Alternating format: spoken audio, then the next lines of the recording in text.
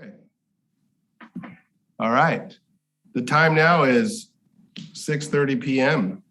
I'm going to call this November 1st, 2021 City Council meeting to order. I don't have a gavel, so I just knuckled my things. This meeting will be conducted pursuant to the provisions of the Government Code, Section 54953, Subdivision E, and the recommendations of the Ventura County Public Health Officer issued September 21st, 2021, social distancing and recommendation as determined by the City Council on October 4th, 2021. In order to minimize the spread of COVID-19, the City Hall Council Chamber will be closed to the public until further notice. The following provides information to the public on how to observe and participate in this meeting remotely. For those of you here, we appreciate your attendance. We have a meeting Zoom link for live participation and real-time public comments. So if that is your desire, please use your raise your hand button, and we'll try best to accommodate you. This meeting can also be viewed on http://portwainimi.ca.suite1media.com/web/home.aspx. Okay, if y'all could please join me in the flag salute. Charles will give us a flag on our screen, and I'll lead the. Okay, ready? To right hand over heart. Ready? Begin. I pledge allegiance to the flag of the United States of America and to the republic for which it stands, one nation, under God, indivisible, with liberty and justice for all. Very awkward. It's always a little feedback back there. Madam Clerk, may we have a roll call? Councilmember Hernandez? Here. Councilmember Martinez? Present. Councilmember Perez? Yes, here. Mayor Pro Tem Rollins? He's here. I do know he's here. And Mayor Gama? Yes, I am here. And moving on our agenda, tonight's inspiration will be provided by Councilwoman Perez. Thank you. So I have a brief one. My inspiration today is the organization NAMI, which is commonly referred to as the National Alliance on Mental Illness. And I recently became certified to teach other individuals who have a relative or a loved one that suffers from mental illness. And the class that I've been teaching teaches those how to deal or understand or communicate or whatever issue that they're having. And NAMI just has so many different programs that are free to anyone for educational purposes, support groups for anyone that suffers with mental illness. And I'm on week 4 of this, and the individuals that are in this class are just very inspiring and what they want to do. There's a pretty large class of about 16 to 18 people that just want to show up and learn what they can do to help their loved one. And that's pretty much it. So I would recommend anyone who suffers or knows of anyone that suffers from a mental illness, check out NAMI.org. And they have a lot of programs and support groups that'll help you. Thank you very much for that inspiration. We're now moving on to general public comment. Madam Clerk, do we have general public comments to be read? Sir, I received no written general public comments, so you can open it up to any speakers from the public who wish to speak. Okay, I do have a public comment from, what did I do with it? From Ms. Ross. Let me.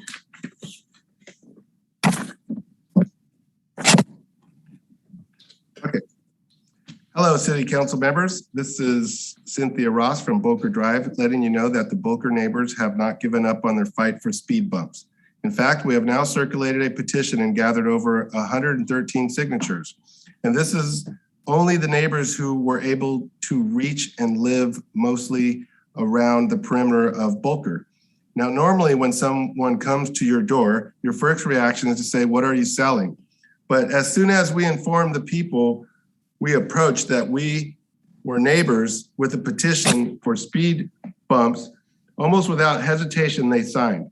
Some immediately saying yes and grabbing our pens. Most neighbors also shared their own personal stories of near-miss encounters with vehicles, and one person in particular called his encounter a near-death experience when a vehicle came charging down our street, taking out 3 cars while he was working under his boat at the time. Another neighbor at a particular turn on Bulker had 3 cars hit. Another almost had a car go through his condo. Another thing I found very interesting was how many children live on Bulker who you never see outside. All the parents said the same thing to us, that it's too dangerous for the children to play outside, let alone cross the street by themselves. Another concern I must bring up is in which our neighbors stressed to us is how dangerous it has become at the intersection of Bulker and Channel Islands Boulevard. Neighbors are truly afraid. Just in the last 3 weeks, there was a 4-car accident there. On the Tim's website, I found out there have been over 12 injury accidents at that intersection since 2018, and some involved bicycles. The neighbors in the apartment said they have been complaining for years. With 2 dispensaries at the intersection, the problem has only gotten worse. We are not against the dispensaries, and we definitely welcome the revenue generated by them, but the traffic needs to be adjusted to accommodate for them. And the money needs to be given back to the community for safety issues as well as others. I've heard that it is emergency vehicles that do not like speed bumps, and I understand that Bulker is a circle and no cars, including emergency vehicles, should be racing around those turns. I've watched over the years fire trucks go down our streets, and most don't seem to hit top speeds because of those corners. So I don't believe speed bumps will make that big of a difference. I've also researched on the Tim's database that there have been 4 incidences involving bicycles on our streets in the past 12 years. Luckily, no one was seriously hurt, but now that we, the neighbors of Bulker Park, have stressed our concerns, there will no longer be accidents on Bulker, but preventable collisions and deaths. There can no longer be ignorance concerning our area of Hueneme. We demand speed bumps on Bulker and a safer intersection at Channel Islands. We will not stop fighting for them. Thank you. And I do believe Ms. Ross has one more comment to make. You're on mute. Cynthia, you need to take yourself off mute. Okay, hi. I was just saying, I'm sorry, I sound pretty angry in that letter. I'm not that angry of a person, really. But I wanted to thank you, Mayor Gamma, for your support in making our streets in Port Hueneme safer. I'm Cynthia Ross. This is my neighbor, Martha Milbrandt. And together we have actually started a chapter of SoCal Families for Safe Streets here in Ventura County. And our mission is to make our streets safer by slowing traffic down and changing the infrastructure of unsafe streets. We look forward to working with you and the police department in making Port Hueneme safe for all its citizens. We are also here to announce that this year we will be observing the World Day of Remembrance for road traffic victims. We'll be holding this event on Sunday, November 21st at Bulker Park between 4:30 and 5:30. And we would love for you, Mayor Gamma, the City Council, and the Police Department to join us and give your insights into this very serious issue of road safety and to remember those we have lost. And we both thank you for allowing us to talk and to be on here with you. Thank you.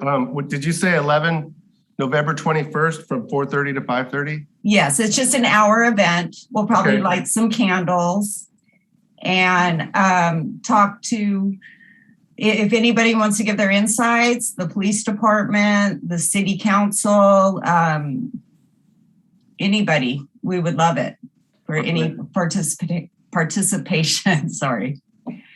Okay, thank you so much. Are there any other members of the public that would like to speak at this time? I can't see all the participants. Okay, I see Jacob Marquez.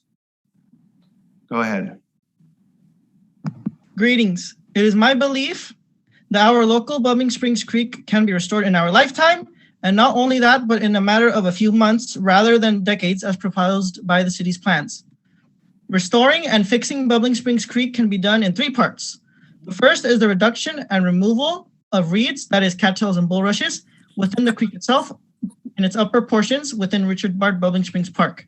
The second is the removal of non-native plant species used in landscaping and replacing them with beautiful, ecologically vital, and drought-tolerant natives. The third is to generally maintain the creek and the surrounding greenbelt by removing litter and stopping pollutants from street runoff. To stop treating our natural wetland as a dam drainage channel. Outside of Bubbling Springs, native plant species should also be used in projects undertaken by the city, and best at the moment since we have cooler temperatures and rain aiding in growth. I do applaud the city's recent work in getting the health hazardous coral trees removed from our landscaping planting palette and having it replaced with our native coast live oak. To this, I would also recommend the removal of highly flammable and water-needy eucalyptus trees along Bubbling Springs Creek and within our parks, streets, and walkways, and replacing it with our native California sycamore. All of these changes are simple, straightforward, and relatively inexpensive, and will benefit not only our community, but the local natural community with which we are fortunate to have. I hope to soon be able to give a full presentation to the city council on these ideas. I give my time. Thank you very much. Are there any other members of the public that wish to make a public comment at this time? I don't see any. So we are going to move on to approval of the city council agenda. May I have a motion? Move to approve. Second. Thank you, Madam Clerk. May we have a roll call vote, please? Mayor Pro Tem Rollins, Yes. Councilmember Hernandez, Yes. Councilmember Martinez, Yes. Councilmember Perez, Yes. and Mayor Gama. Yes. Motion passes unanimously. Thank you, Madam Clerk. We are now moving on to presentations. The first item on the agenda is Veteran Day Proclamation, and I get to read that to you. COVID has shut down a lot of things, and our Veterans Day celebration is one of those. And I was wondering, perhaps maybe we could throw something together real quick, but we're not on the agenda, so I'll be quiet, and I will now read the proclamation for Veterans Day. Veterans Day is November 11th, 2021. Whereas on November 11th, 1918, the United States and its allies signed an armistice with Germany to end hostilities of World War I. The Great War took a tremendous toll on our nation.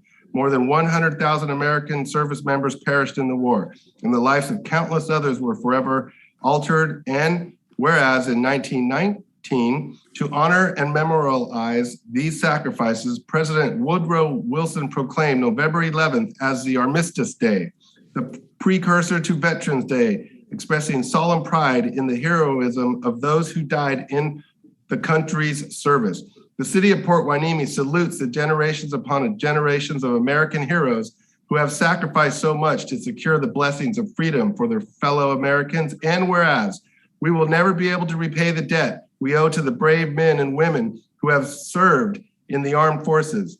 To the 20 million veterans alive today, this Veterans Day, we recommit ourselves to providing you with the respect you deserve. And whereas we remember the countless sacrifices that all our country's heroic veterans have made throughout our history to preserve our liberty and our prosperity.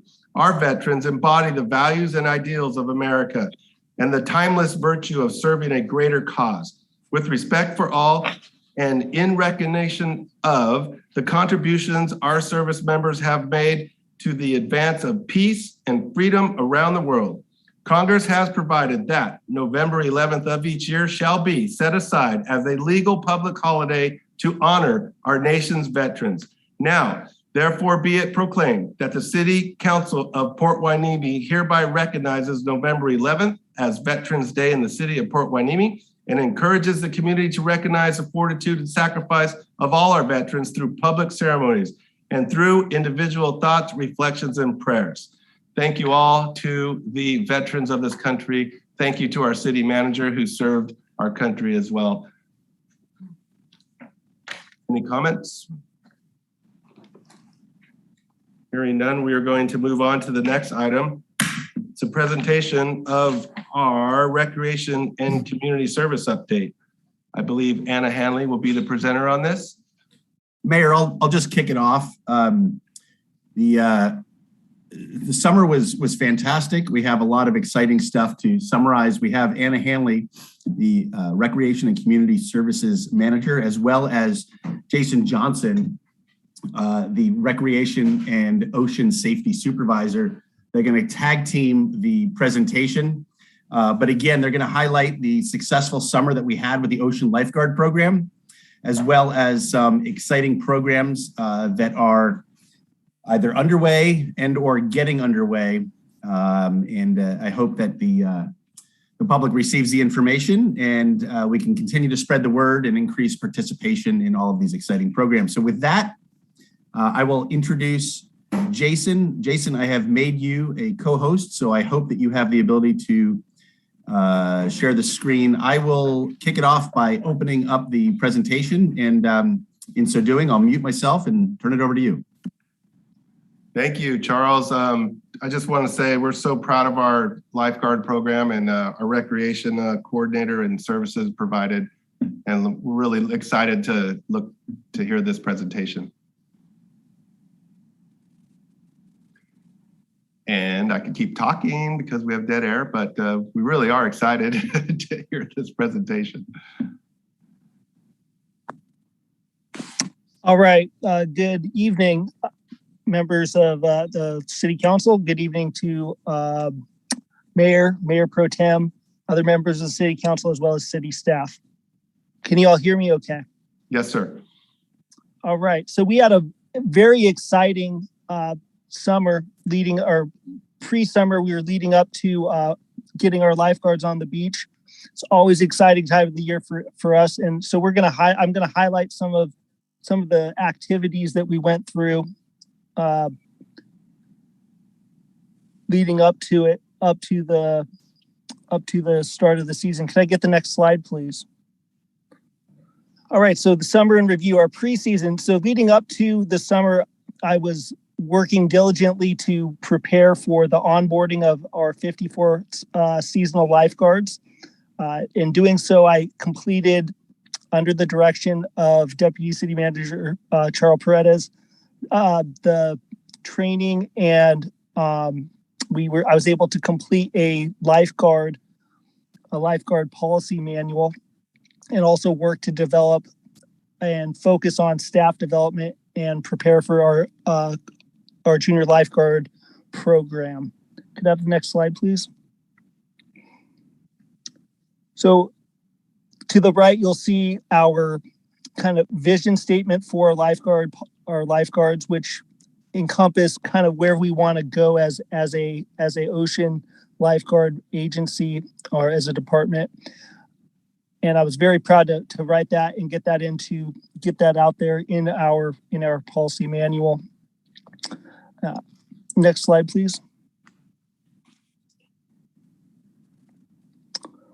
So leading up to the start of the season, we used that policy manual to reaccreditate with the USLA, which is the United States Lifeguarding Association. Every 3 years on that cycle, we're required to update and ensure that our agency meets that high standard in terms of what is required in terms of training, our Title 22, our CPR and first aid training. And we were able to submit that policy document to support the fact that we do train within those standards and that we do offer the public a high level of competent and sanctioned lifeguard services. Next slide, please. So one of the real exciting portions of the preseason leading up to the lifeguard season was a collaboration with Oxnard College Lifeguard Academy. We have some of our former lifeguards who participate off duty in that capacity in terms of running that program. And our collaboration with them allowed us to successfully market ourselves as a desirable place of employment and also secure much needed additional staff that we hired this season. Next slide, please. So in our lifeguard recruitment for the summer, we did have 34 returning seasonal lifeguard, 15 of which were hired just last season. And then additionally, we were able to hire another 20 and 19 made it through the training. And then we were able also to focus on staff development, which consists of 16 hours of minimum of continuing education. So we go over and review rock rescues, rip current rescues, first aid, CPR, as well as other topics. And then one of the highlights of my season was focusing very intensely on leadership development. We've lost over the last few years some of our longtime lifeguards due to moving on to other positions and careers or retiring. And so focusing on the new staff that we've hired over the last 2 years has become a high priority for me as a supervisor for the beach. Next slide, please. So as I said, we hired 20 new seasonal lifeguards, 19 of those completed the training, which is very rigorous. I was excited to see our leaders develop in terms of their ability to train and get the newly hired lifeguards up to that high level of performance that we expect of all of our lifeguards on the beach. And so each of them did complete the 40-hour USLA in-house academy, as well as the Title 22 CPR and first aid training. And then to support that further, we also have them shadow already seasoned lifeguards and learn on the job as well. Next slide, please. So here's a picture of some of our new recruits or brand new lifeguards after doing a peer rescue drill. And just again, the training that we put them through is very rigorous. 40 hours of open water lifeguard training per the USLA guidelines, 21 hours of first aid or CPR training, which meets the Title 22 requirement, as well as 16 hours of shadow training. Next slide, please. Our junior lifeguard program has always been a jewel of our organization, and this week was no different. This year was no different. We were able to transition back into a more normal junior lifeguard program, whereas last year we were constrained with the requirements of COVID. This year we were able to go back to our normal 4-week session. During that session, during both of those sessions, we had a total of over 200 participants that were trained in terms of physical activity, getting out on the beach, stretching, running, swimming, paddling, learning how to surf, and playing in the beautiful beach we have here. Some of the topics educationally that we cover in our junior lifeguard program consist of water safety. So we teach these young boys and girls how to respect the ocean and how to stay safe while they're out there enjoying it. We also focus on teaching them some basic first aid and CPR training. So no certifications are provided, but we do get them educated on a basic level of how to provide that care to ill and injured people. And then we also cover ocean ecology and talk about rip currents as well as native plants and animals. Next slide, please. So in our 2 sessions, which, like I said, we had nearly 100 participants in the first and over 100 in the second, we're training them daily, definitely getting them out on the beach running, very active physically. One of the new things we did this year that was directly related to our junior lifeguard coordinator, Dave Gleisberg, he started a JG newsletter that went out every week via email. And I also posted it to our website, just talking about what the training looked like, recognizing outstanding junior lifeguards for the week, and providing parents a little bit more information as to the day-to-day of what we offer at our program. Additionally, we were the only junior lifeguard program that took a trip out to the islands for both sessions. So both the first month-long session and the second month-long session, had an island trip where we had all of our junior lifeguards get on a island packers boat and head out to the Channel Islands. And it's an amazing opportunity for them to paddle and snorkel and hike and see the Channel Islands, which are absolutely beautiful. And it definitely an opportunity to expand their understanding of the local ecology as well. Additionally, we hosted Ventura County Junior Lifeguards in a competition at our beach where we had our 100 kids from that session, as well as another 100 from Ventura County's Junior Lifeguard program. That was we focused on paddling, swimming, and running events, and it was very well received. Next slide, please. So here's a example of that newsletter that was mailed home each week via email, and some of the benefits were that it allowed a recognition of JGs. It allowed us to educate not only the kids but the parents as to what their children were involved with, and I thought it was a really good addition. Next slide, please. There's a picture of the islands that you can see our group on the bottom slide to the right.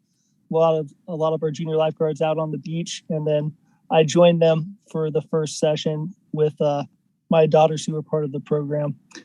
So what we did while we were out there, we were paddle boarding, we were hiking. They were exposed to some of the Chumash history via some of the artifacts on the island, and then again we got to swim and snorkel and paddle. Next slide, please.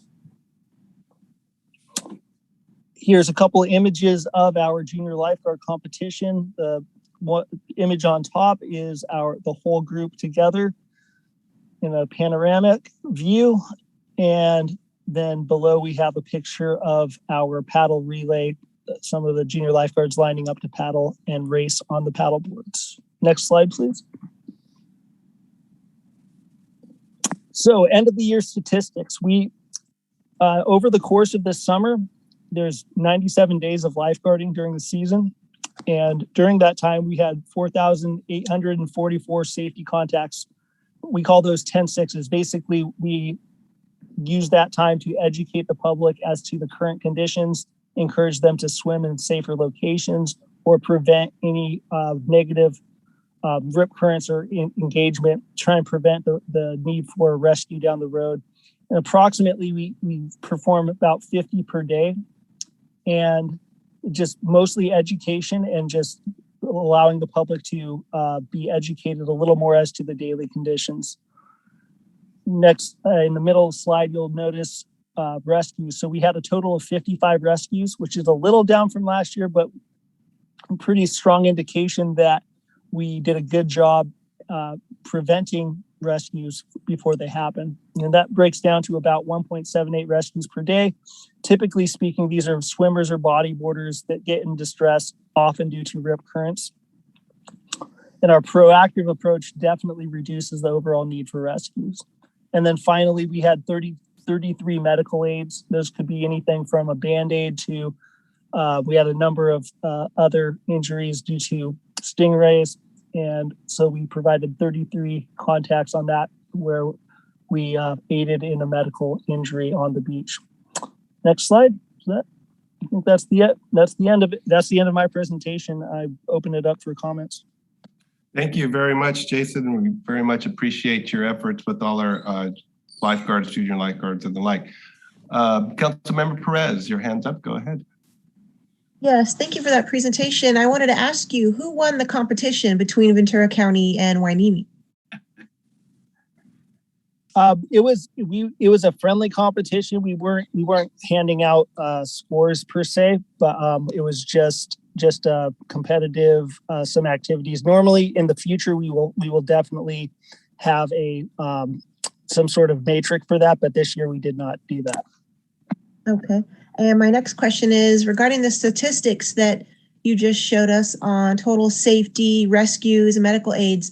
Do you have a comparison to show whether that is more than an average year, less than an average year, about the same, or do you have that information? So I do, that information is available. I don't have it on a slide. Our rescues are down this year from last year, but last year was a very unusual year on some levels. But I could definitely provide you with that down the road. Sure, it's not a priority, but it is something curious to find out what our average statistics are. That's all I have. Thank you. Thank you. Councilmember Hernandez. Thank you, Mayor Gama. Hi, Jason.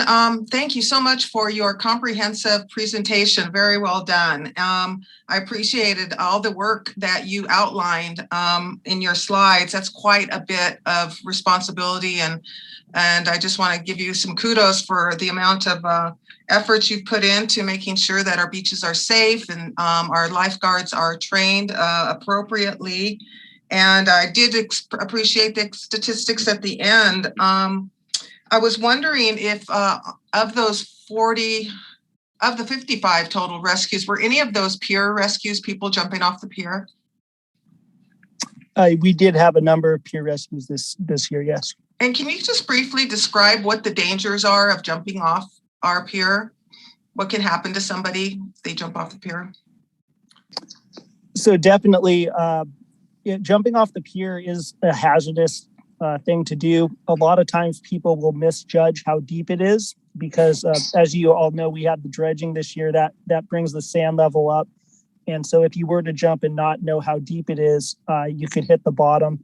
Additionally, not everyone is competent in terms of their water skills. So I've seen many times where people jump off and think they're more confident in their swimming than they are, and then they end up hanging onto the mussel encrusted pilings and damaging or scraping and cutting their arms pretty badly, which can lead to infection down the road.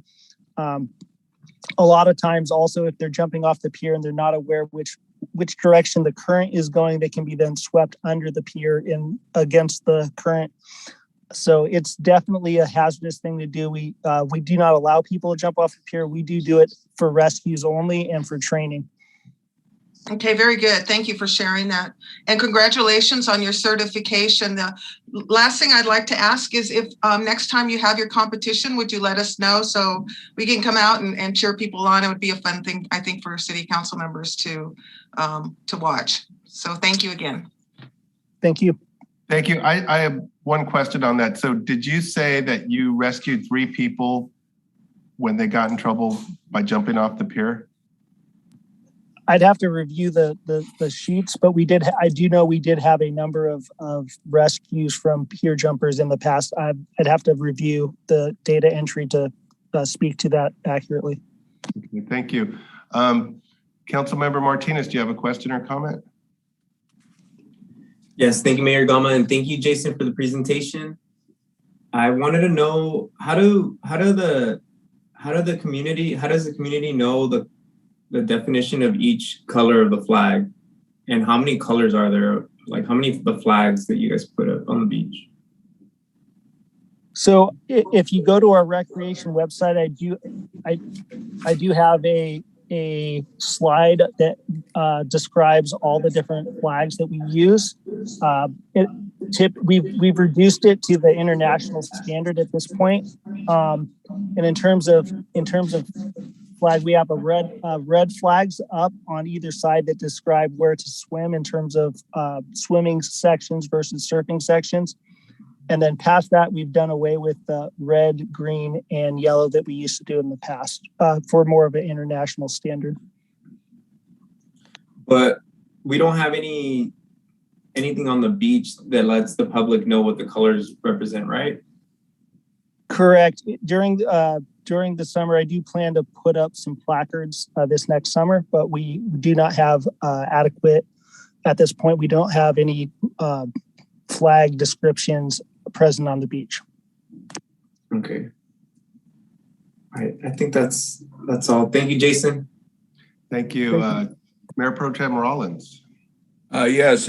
First of all, Jason, thank you for the presentation. I feel much safer when I go to the beach now, knowing that you guys have such a comprehensive training going on. And then also you may or may not have included in your training, but it certainly showed when I went out to the beaches that all of the lifeguards were truly customer service oriented. I watched them interact with the public, and they were always very positive and helpful. And so I'm sure that must have been included in the training, because all of them seemed to portray that kind of an attitude. One of the things that I thought was kind of interesting, and tell me if this is a new thing this year or it's been done in the past. I know retaining and obtaining good lifeguards is always a difficult situation. You said you were working with the Oxnard College program. Is that a new thing this year, or have you been consistently doing that in the past? No, so that was new this year.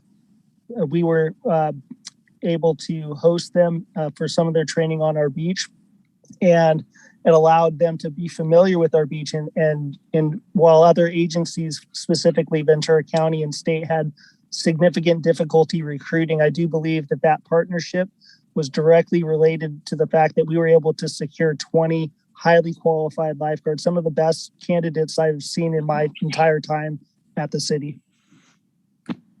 No, excellent. And I can see even from past years, you had a high percentage of returning lifeguards. So that's a credit to the staff to keep the morale up and keep them trained well.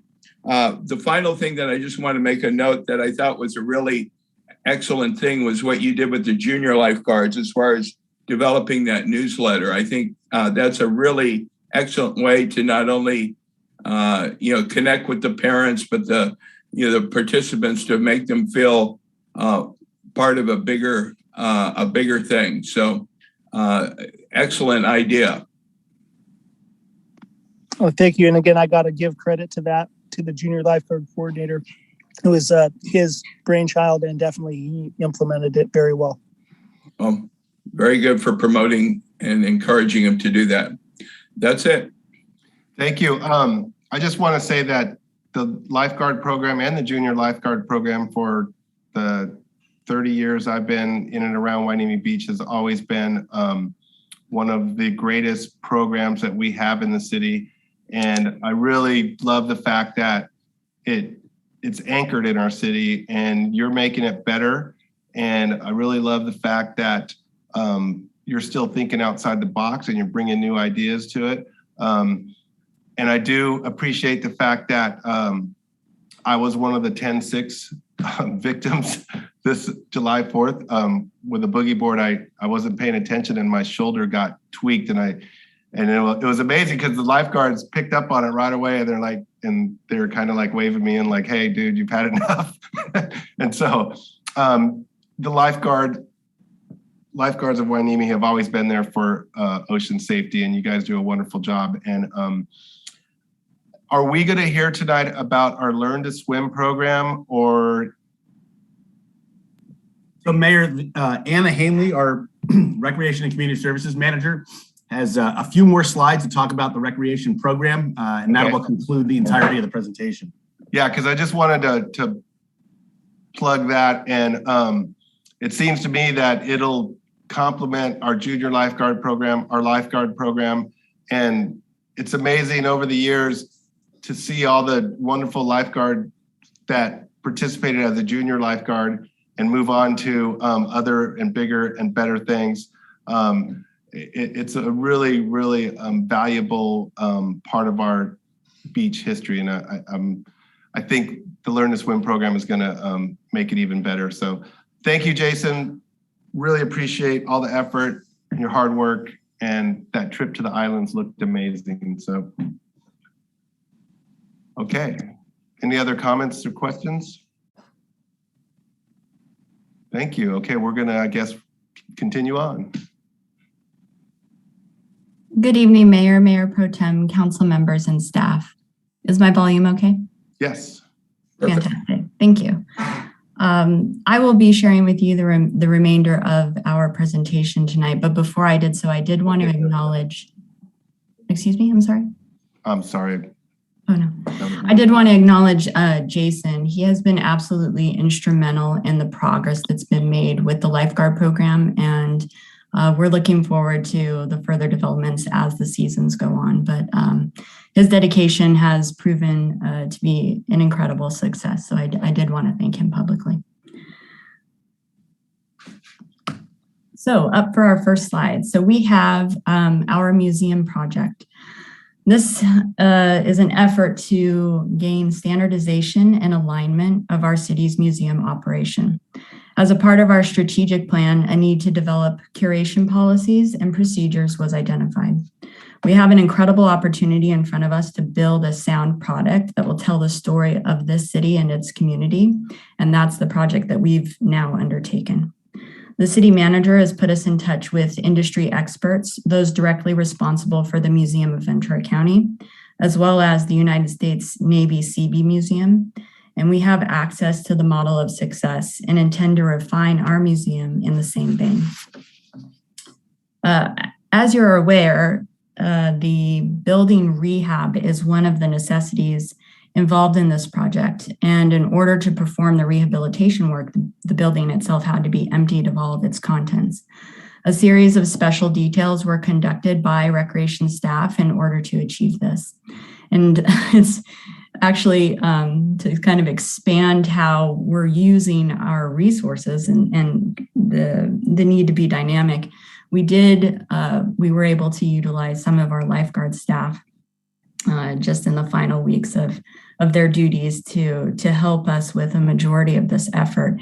And as you can see in some of the images provided, a significant amount of work has already been performed to date, and that's just in sort of offloading and taking out a majority of the contents of this building. Obviously, it's still closed to the public, but I did want to provide you with a little bit of insight as to how much has been taking place. Soon, the building will be handed over to the facilities maintenance division, where the flooring, bathroom remodel, and treatment of the walls will take place. At the same time, the work for this division is not over. Policy development, inventory, a defined mission, the display alignment, and reopening will all be milestones that we're working towards. Next slide, please. I also wanted to touch on our Movies in the Park series. The first two showings at the beach were significantly less than our normal attendance levels, and we decided it was crucial to take this offering back into our parks. The addition of the electronic message board signage on main thoroughfares, distribution to the Boys and Girls Club, along with our typical outlets such as Facebook, Nextdoor, the city's website, Port Hueneme Little League. We attempted to distribute this through the Navy as well, the school district, and by, quite frankly, offering giveaways at these events, along with sandwich board signage flanking park entrances, seemed to yield the result that we were trying to achieve. You can see pictured here, we have the movie event at Bolker Park as well as Bubbling Springs Park. And I have to say, it was an experience at Bolker in particular to watch community members continually come out during the event, and the crowd just grew and grew and continued to grow in size throughout the movie. I was hearing people ask, when is this going to occur again? And I couldn't help but picture other targeted programming efforts at this particular site. It's just so unique to be surrounded by that particular community that I really want to see us make a concerted effort to have programming at that site in particular. Our last and final event will be held at Miranda Park, and we hope to create a Whoville, if you will, while we show how the Grinch stole Christmas. We will be providing Mr. Softy. He'll be on site giving away treats to those that are in attendance, along with related themed crafts. Those will also be offered. And that will wrap up that series for this particular year. Next slide, please.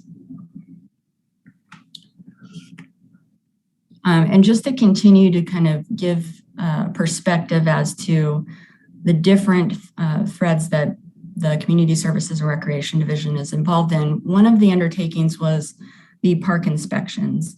This has been a true transition, I will say, for the recreation staff, and it again, reinforces we're working with a very small team, but we're continuing to try to remain dynamic enough to evolve to the service level we desire to provide. So instead of being sort of fixed at the community center, it's imperative that we get out in the parks and, as previously described, experience them as a user would be.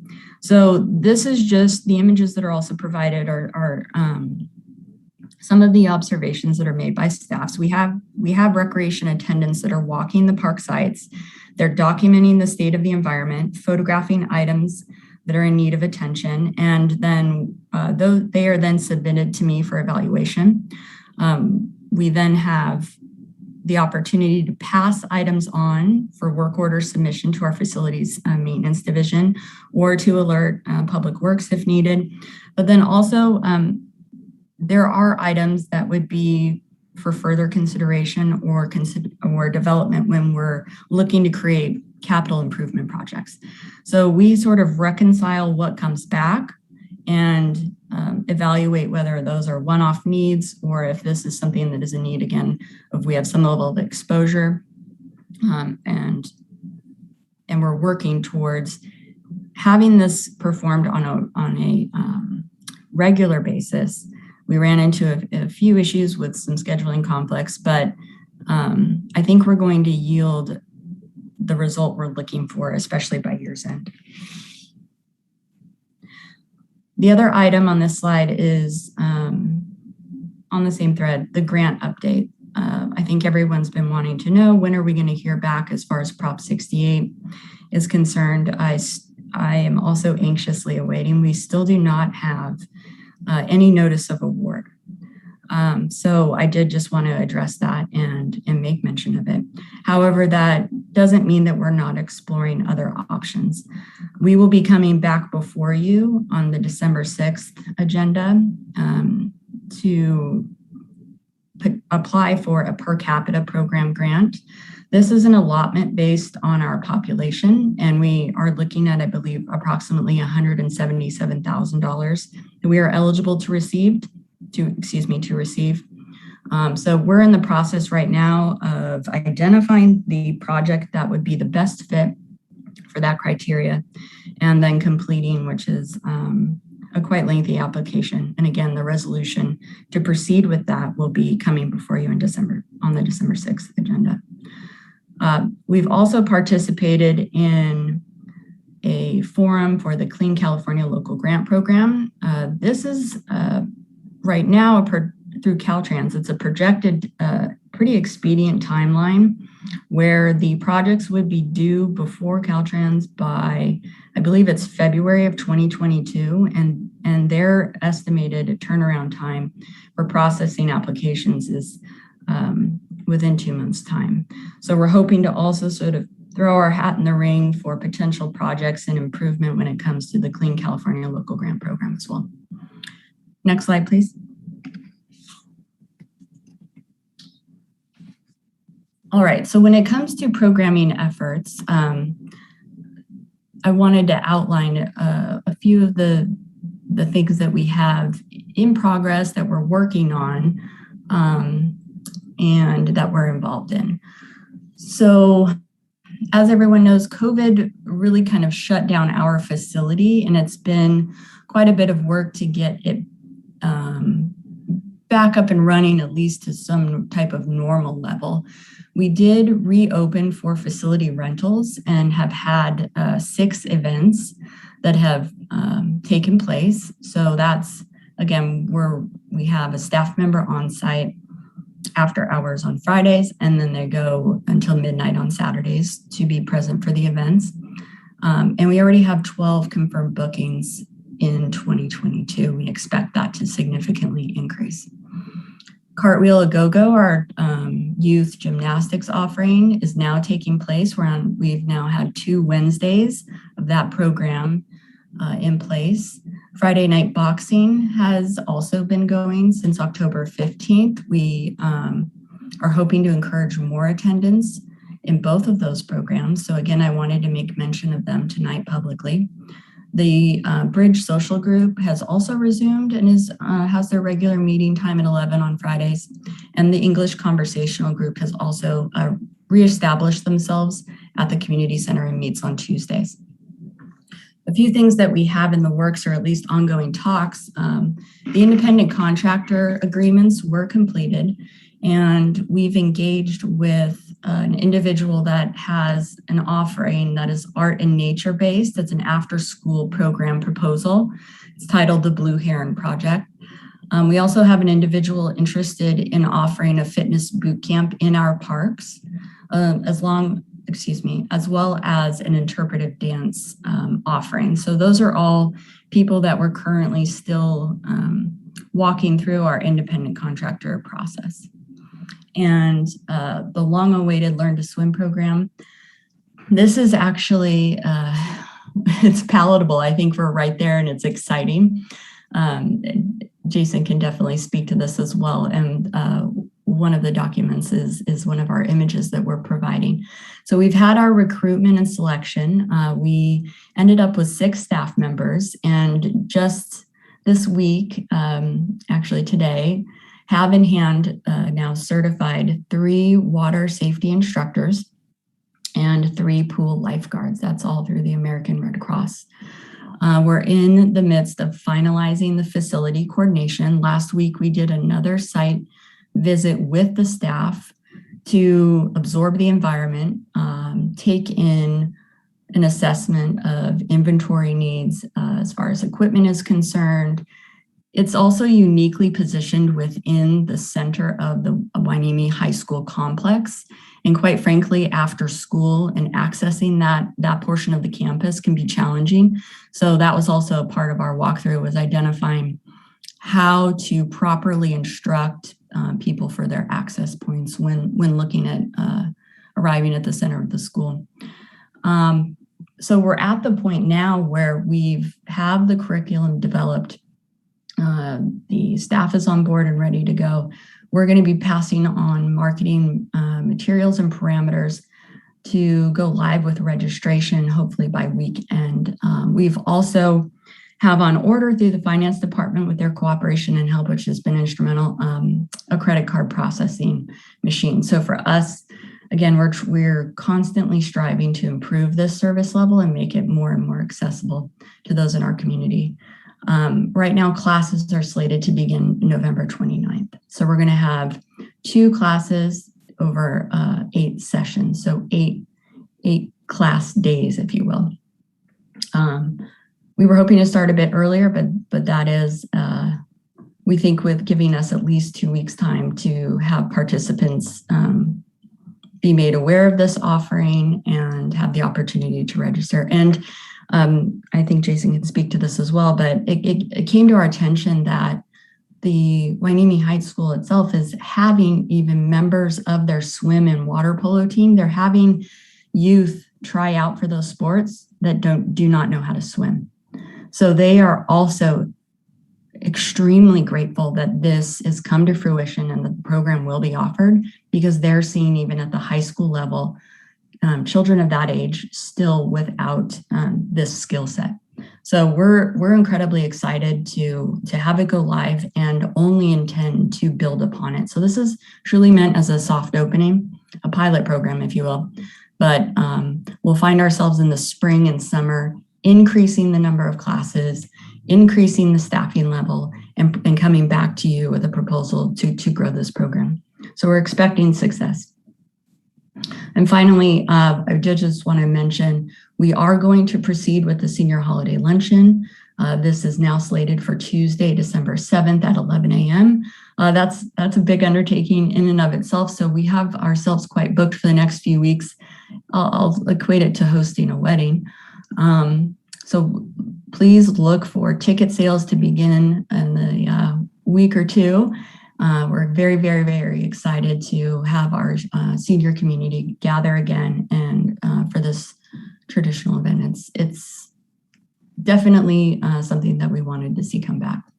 We are going to be offering an additional vaccine clinic this week on Thursday, November 4th. This will have all of the boosters available.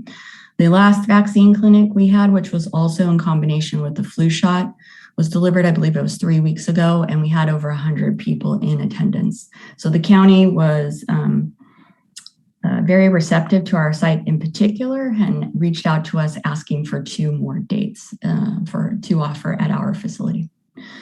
We will be proceeding with the Santa Float again this year. I believe this will also occur that first full week of December. The dates to be defined as we move forward, but we will be working hard to make sure that all community members are made aware of this series of dates and the locations, because we know that that's incredibly important to so many people. And then finally, I did include an image because we're really the support mechanism for the police department and their holiday toy giveaway event. So we're hoping and we're preparing to set a beautiful stage for them as we transition into the senior holiday luncheon, that will then segue very nicely and smoothly into the holiday toy giveaway. Next slide. Oh, and that concludes the presentation. I'll open it up for any questions. Thank you very much. Appreciate all the information. Councilmember Perez. Yes, thank you, Anna, for that very thorough update on everything that we have going on in the city. And I like to see the initiative being taken and the aggressiveness of expanding your outreach, going out and getting mobile. And even though you do have a small staff, so I appreciate that effort. I like to see employees and the city staff take that approach. I wanted to touch on the boxing and add a little info, although it is currently, I think it's on its 3rd class. We haven't had a big outreach, so I'm hoping some advertisement will be coming for that, a video and some more information. I know there was some misunderstood information about the boxing class in the beginning. People thought it would actually be contact and sparring and being physical. And I just wanted to make mention that this is a no contact. There is no sparring. There is just learning from real boxing that a trainer put his fighters through from the very beginning stages. And it's very physical. And right now we have the class consisting of council members. And I'm hoping to see Mayor Gama get out there with us.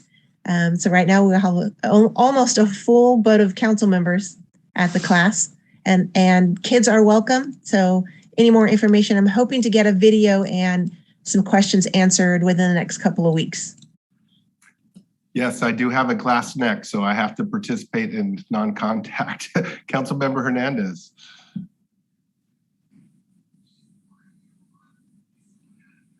Thank you, Mayor Gama.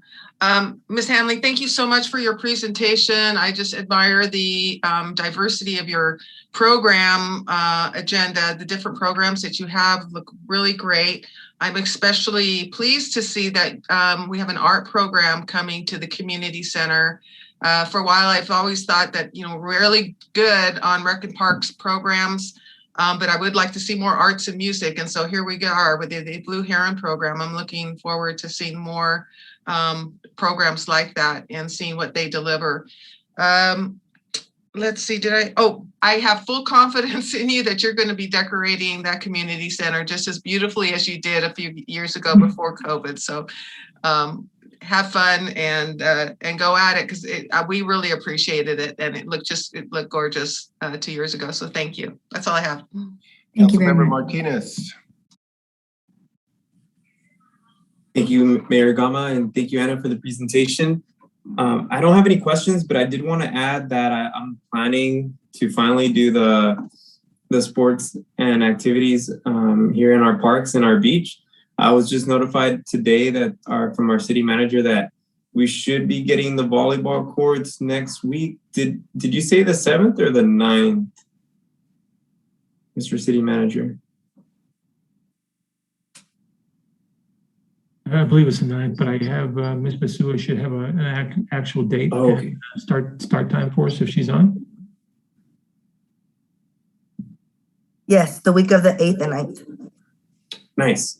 That's good to hear. And just for those of you guys who don't know anything about boxing, I've never been in a fight, and I didn't know how to throw a punch, and it was really educational, just learning. And there's no contact, but it's just the mechanics, and it's very, very educational. And I recommend more people to show up, and hopefully we can do something to advertise that class, because it's really great. Thank you. Mayor Pro Tem Rollins. First of all, I want to applaud the limited recreation staff as far as getting a lot of these projects along. I'm hoping that as we bring on the approved recreation supervisor, that we'll be able to even enhance these even more. My one question, what type of marketing recruitment process are you doing right now to encourage, be it volunteer or contract service instructors, to come to Port Hueneme and to teach? Absolutely. So I'm sorry. As of right now, I'm sorry. No, that's okay. I did just want to thank you for reminding me to touch on that. So as of right now, and I did want to make mention of this, before all of our movies in the park, we were having a scrolling thread, if you will, of all the offered programs to date, including the solicitation and announcement of an open call for instructors. So we're encouraging members of our own community, if they have a skill set to share, if they're passionate about offering a service, have they ever considered putting that in the context of a program offering? So that is in one of our efforts that we have, again, on our city website. That's a constant scrolling advertisement, if you will, as well. But I've also come across, and I was going to suggest reviewing this, but we do maybe an RFP. So where we're actually making a concerted formal announcement and engaging the media outside of ourselves for these individuals. But I do think you're right to a degree. We have had our hands quite full, and we were looking for the assistance from the recreation coordinator position to sort of round out the drive behind finding these services and bringing them to the city of Port Hueneme. There's so much as far as instructor offerings in our neighboring cities. So we intended to make a solicitation through our contacts and networks in those industries, and then reach out to those individuals to see if they have the capacity to also share their service here in our city. That was one approach we were also going to take. So that by any means is definitely not done. It's something that's in progress and under evaluation, but they're definitely, this has been dormant for so long that the assistance of the recreation coordinator position will definitely help us achieve, I think, the vision that we all have when it comes to program offerings. Thank you. Again, kudos for getting that swim program going on. I'm very much impressed on the need to do that, especially since we're so close to the beach. And I like your idea of that you create kind of a continuum. Not only do you have beginning swim programs, but then you look for the future for recreational swim programs for the kids in the summer. And, maybe eventually move that into like low-level competitive programs so that it's a natural continuation. This may be more worded towards our city manager. With all these different potential grants out there, the recovery plan, our general fund, we have a lot of projects out there. Can you kind of just briefly say what your strategy is as far as beginning to get a lot of these different great ideas and program and facility improvements going? Thanks, Mayor Pro Tem Rollins. Yeah, we have a fairly large assortment of valid capital improvement projects. We're looking and we're building a 5-year plan. We've already taking the initiative to go through a prioritization process specific to our parks, knowing full well that we have American Rescue Plan opportunity to fund those projects. We have general fund opportunity to fund those projects. And we also have the potential for Prop 68 grants to fund some of those projects in Boca and Bubbling Springs Park. And so we've done all the work in terms of doing an initial prioritization with council so that we can meld the additional projects that exist outside Parks and Recreation, the Parks Master Plan, to forge a very comprehensive, prioritized 5-year plan. And then we can work capital budgets when these funding opportunities present themselves. So it's very complex because there's a lot of things in play, but it all starts with the prioritize those, which we've matured significantly over the last week. And we should have a complete list that we would bring to council to review and then check the prioritization and all those lists. And then when we have the funding, then we can apply that depending on what fund is applicable. I hope that answers your question, sir. Yes, it does. And then in the hope that we get a plethora of art and recreation and activity programs that the public can participate in, I know what is being done as far as developing perhaps a computer registration program to help deal with these programs as they come in. I mean, I'll defer to Parks and Community Services, but there is funding in the budget to acquire and procure software that allows us to do that. Okay, and I guess my recently we received a letter, and I guess it's a kind of a pet project of mine. What progress are you making as far as reinstalling park benches at the various different sites where rather they're needed or they were never replaced because of lack of funds? Thank you, Mayor Protem. Again, I'm going to defer to Ms. Basua and Ms. Hanley, but we, as she described, quality assurance / inspection, which we hadn't done in the past with our parks professionals, but they are doing oversight and quality checks on every in the functional capability of all of our amenities at the parks, and also looking for damaged equipment so that we can identify it and then procure it as soon as possible so it doesn't linger or incur more damage or disrupt patrons' normal use in their parks.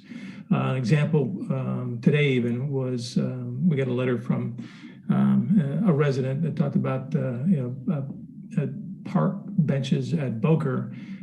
We identified 2 benches that were unusable and a hazard. We removed them. We have those on order, and it's being supplied through a vendor in Florida. So the process that we're using to do quality checks and accelerate our procurement of those amenities, I think is going to be real valuable to the community. And that's just one example. Okay. One final thing, and that is regarding teen programs. One of the things that I've observed and a number of people have expressed to me that like for teens, which is a very at-risk age, up until this time, we've had not a lot of opportunities for kids to be able to utilize their free time in a positive manner. And I know that in conversations with the Boys and Girls Club director, they're willing to provide that facility when they're not running their normal program, which is basically on weekdays and weekends, which is an excellent opportunity for us to investigate and perhaps developing some teen programming there. And so I'm making a pitch. I'm encouraging staff to look into perhaps working more directly with the Boys and Girls Club and perhaps utilizing that excellent space and creating some programs that will keep the kids active in a positive manner, be it music, art, sports, or whatever. So thank you. Thanks, Mayor Pro Tem. I just want to remind Council that about $60,000 in the Community Benefit Fund had been applied to a variety of different parks and program, which includes a Boys and Girls Club, and we're working on coordinating an interface with the Boys and Girls Club and subsidizing their programs using Community Benefit Fund as a resource to subsidize at-risk youth and teenagers. Thank you very much. Thank you. I'm sorry, I have a couple questions. I want to go back to the museum. So I'm going to make a pitch later on in the meeting that we partner up through the Community Benefit Fund with the Port of Hueneme and make the museum the focal point of both the port and our city. And so I'm hoping that when alternatives are developed, I mean, is there a time frame for council involvement on this? Because I really believe, and hopefully I'm not the only one, but I really believe that the museum could accomplish our goal with the port in terms of bringing murals and art and a meeting place to celebrate our combined histories. So I guess my question is, what's the process going to be to decide where we're going with the museum? Absolutely. So we have access, as I mentioned, to consultants, and in interfacing with them, we'll definitely have opportunities for a wide cross-section of stakeholders to give input in the development of that mission statement that I mentioned. Because quite frankly, I think that's something that was identified with the museum as it was in its existence was there were quite a few different directions, I guess, that you could kind of almost guess at. What is the main messaging here? What is the storyline? What is it that we're sharing? So there will definitely be an opportunity for your input. Yeah, and I just want to also remind, maybe you haven't forgotten, but I think there's consensus that the community garden may need to be moved to a better spot. And then if those garden boxes are moved out of there, then it opens up more space perhaps for a mural wall that the port would be interested in, we could be interested. And another thing that's amazing about the Port of Hueneme, people come, museum, people come and search it out. We had a rock painting, gourd painting, reef making. And every time we had one of those activities, we sold out and we packed it. And so while we're developing programming for youth, we also have a really strong programming for our seniors. I'm really proud of you and your staff, particularly with the Sizzling Seniors, with our senior luncheon. And then I really hope that we could develop some more of those other programs to not only attract our youth or connect with our youth, but connect with our seniors as well. Secondly, I would be willing, and I'm sure others would be willing as well, to go out to the schools and recruit for the Learn to Swim program. There's no doubt in my mind it's going to be hugely successful, and we're going to be probably having more participants than we have slots open. Excuse me. So how many slots are we going to have in this first round? So we're going to have a ratio of 4 to 1, 4 children to 1 instructor, which would mean there would be 8. We're going to have 2 WSIs, water safety instructors in the pool with children. So we're going to be able to accommodate 8 youth per class. So 16 kids per day. And how many classes so we're only going to start with 2 classes. So we're looking for 16. We're looking for 16 kids. Okay, and then that should be really easy. So then my next question is, are we looking for young kids, or are we going to go to the high school kids, or are we going to segregate it by age, or? Sure. So that's something that we're challenging ourselves, quite frankly, is to be very adaptable and fluid when it comes to the development of the class parameters.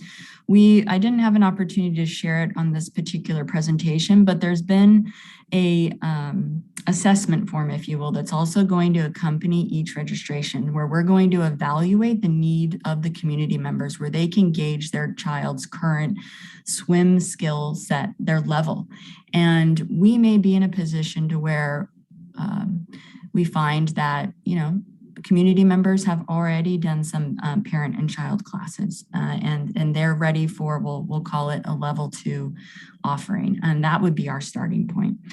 What we've in theory decided what we're going to put forth first is that parent and child offering, and essentially pull the community and then in complement to that one level up. So it's going to be your basic primary level swims skill set offering. And if we find that the community is coming back and saying, we've already met that level, we need a different model for our children, we're going to adapt and be able to have the curriculum ready to go to implement level 3 and 4. So we're sort of waiting for this engagement to best serve the community. We're not going to offer just a cookie cutter product. We're going to change it to what the community needs. Yeah, I think it would be really amazing to partner with the high school too, and try to come up. Maybe they could have a PE class where kids that don't know how to swim could enroll in that PE class, and then maybe we could help them with that too. I would say that's a great idea, because we are expecting we're going to encounter teenage non-swimmers. So that's definitely something we're prepared for. And while we're almost sort of ready for spring and summer, quite frankly, is because we know that the spectrum of the need for instruction is going to be extremely wide. Yeah, and I think our community is definitely is in need of this programming. And so anything that I could do, I would love to go out and market the program. It looks like 16 slots are going to fill up rather quickly, but anything that any of us could do to help, it would, I'm sure we'd all jump at the opportunity to try and recruit kids. So we definitely appreciate that, because I have to tell you, in the tail end of the year, we've heard it's extremely challenging to have programs really get off the ground, and we're seeing that a few of our other programming efforts struggle, quite frankly, a little bit. So any and all hands on deck are appreciated. Okay, and then I just want to close on this. I too got that email from a resident regarding Volker Park, and we do seem to have it seems like we may be behind on inspection of our parks. And I would hope that we could make sure every employee that drives around in a city truck is always on the lookout for risk and hazard. I sometimes I feel like I do too many go-govs, and I do a lot, but that's my profession, to look out for hazards and risk. And so, but with all the eyes we have out there, we should get to a point where we could identify stuff before it becomes a need to remove it. And that's one of the things that I know that Mayor Pro Tem Rollins and I are like, we bring something to staff's attention, and then next thing you know, the swing set's gone, or next thing you know, the bench is gone and it's not replaced. And we need to just get into that rhythm of, when we identify something that needs to be removed, that we're working on a replacement and get it there quickly, because it does affect. And I have a note here, a 95-year-old man that walks through Volker Park and would use the bench to take a seat. Now he can't take a seat. And so it impacts him. So I just wanted to emphasize the need to keep our parks up, running, comfortable, safe, and we have plenty of people with eyes to look out for risks. So thank you so much for everything you're doing. I'm really excited about the senior programs continuing, and I'm no doubt in my mind that all these programs will be successful. Thank you very much. Any other comments, questions? All right, we're going to move on to our third presentation, Community Cannabis Contributions Program. Andrew Chief Salinas, the hole-in-one guy. Don't know, he got a hole-in-one last week. Very hard to do. Good evening, City Council, Mayor Pro Tem. Thank you. City Council, city staff. Can everyone hear me okay? Yes, sir. All right. Let me get this presentation started here. Specifically, Mayor Pro Tem Rollins asked a few months ago that we answer some of his questions in regards to the Cannabis Community Contribution Program. And so tonight, I'm gonna answer many of these questions, which include how the program started, who runs the program, what organizations have been recipients of cannabis money, how much money has been donated thus far in total and by each dispensary, what the future holds for future contributions, the criteria for cannabis contributions, and we will also talk about how dispensaries are notified about potential recipients. Let's see here. So as we all know, the program actually started in 2017 when we approved medicinal cannabis in Port Hueneme and then recreational cannabis in 2018. As part of the lengthy application, one of the sections which must be addressed is community benefits. And here you'll see it, which is chapter 11. And as you can see by the picture on the right, the application process or submittal here is rather lengthy and detailed. And one of the sections that they must address is community benefits. So thanks to Tony Stewart and HDL, who felt that this was an important and integral part of the cannabis process in our city. So quite frankly, it started there. We would then take this and develop it over time, and it ultimately evolved in the Cannabis Community Contribution Program. Now, community benefits doesn't just include the donations of money. It also includes volunteer hours in the community. It includes local hiring, as well as beautification of the area. And so we ask all of these areas to be addressed in detail in the application process. So when we first started this, or it all came about, and when cannabis came on board, we didn't have a specified means or even accountability when it came to cannabis contributions to the community. When projects came forward, myself or Steve Kinney would simply reach out to each dispensary and ask if they were interested in donating. We wanted to make sure that each dispensary was doing their part and as they promised in their application. So I pulled every cannabis application, as you see here in the chart that I'm showing you, and reviewed the section. And I put together this chart here to closely examine and look for a recurring theme. It is after reviewing this information that Steve Kinney and I felt that attaching their gross sales with their community donations would benefit both parties. And so when the dispensary is doing well, it results in larger donations to the community. So Steve Kinney and I reached out to each dispensary and asked if they would be willing to commit a 1% community contribution based on their gross sales. Now we came up with this idea, or we saw this, because you see here under Skunk Masters, they actually had it written in their application. And so we decided to develop that, and we went out and we quite frankly asked if every dispensary would be willing to follow that same rule. And sure enough, all of them but one agreed to it, the first 5. And then from, I believe, 2019 on, Tony Stewart now makes it a requirement in their application where they do make a pledge to donate at least 1% of their gross sales in the form of a community contribution.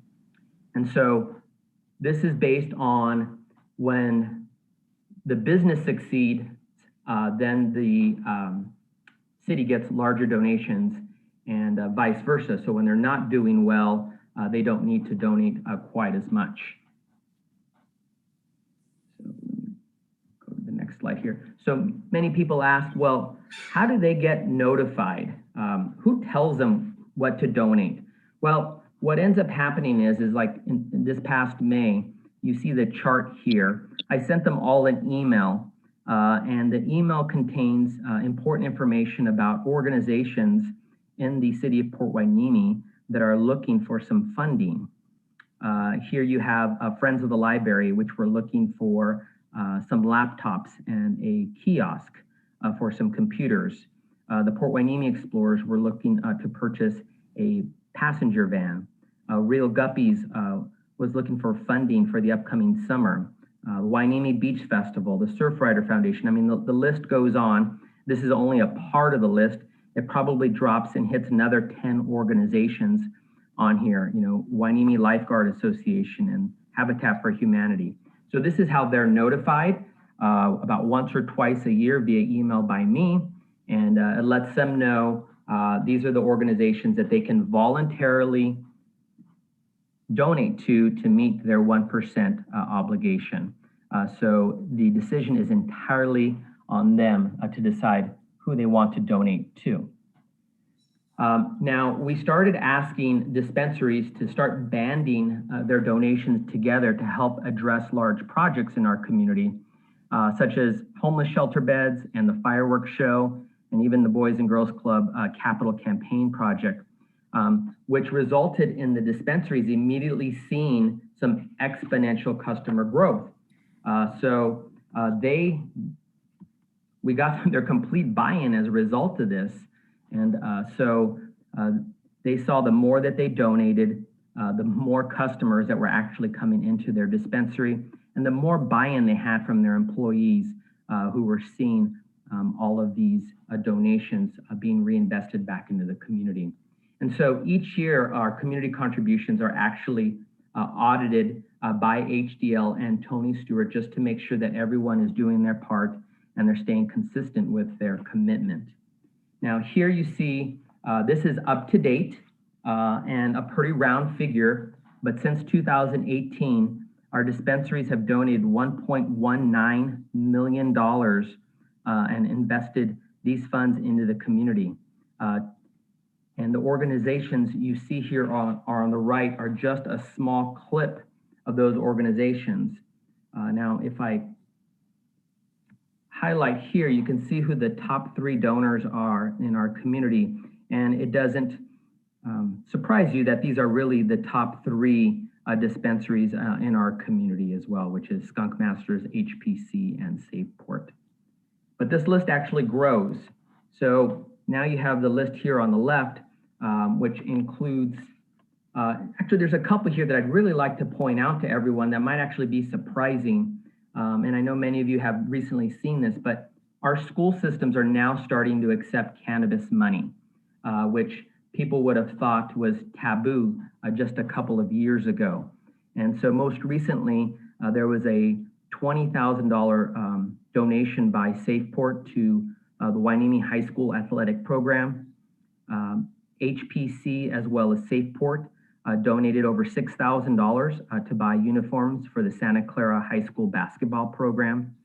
And then you can see the other areas here, the Inlakesh Cultural Center, Big Brothers Big Sisters.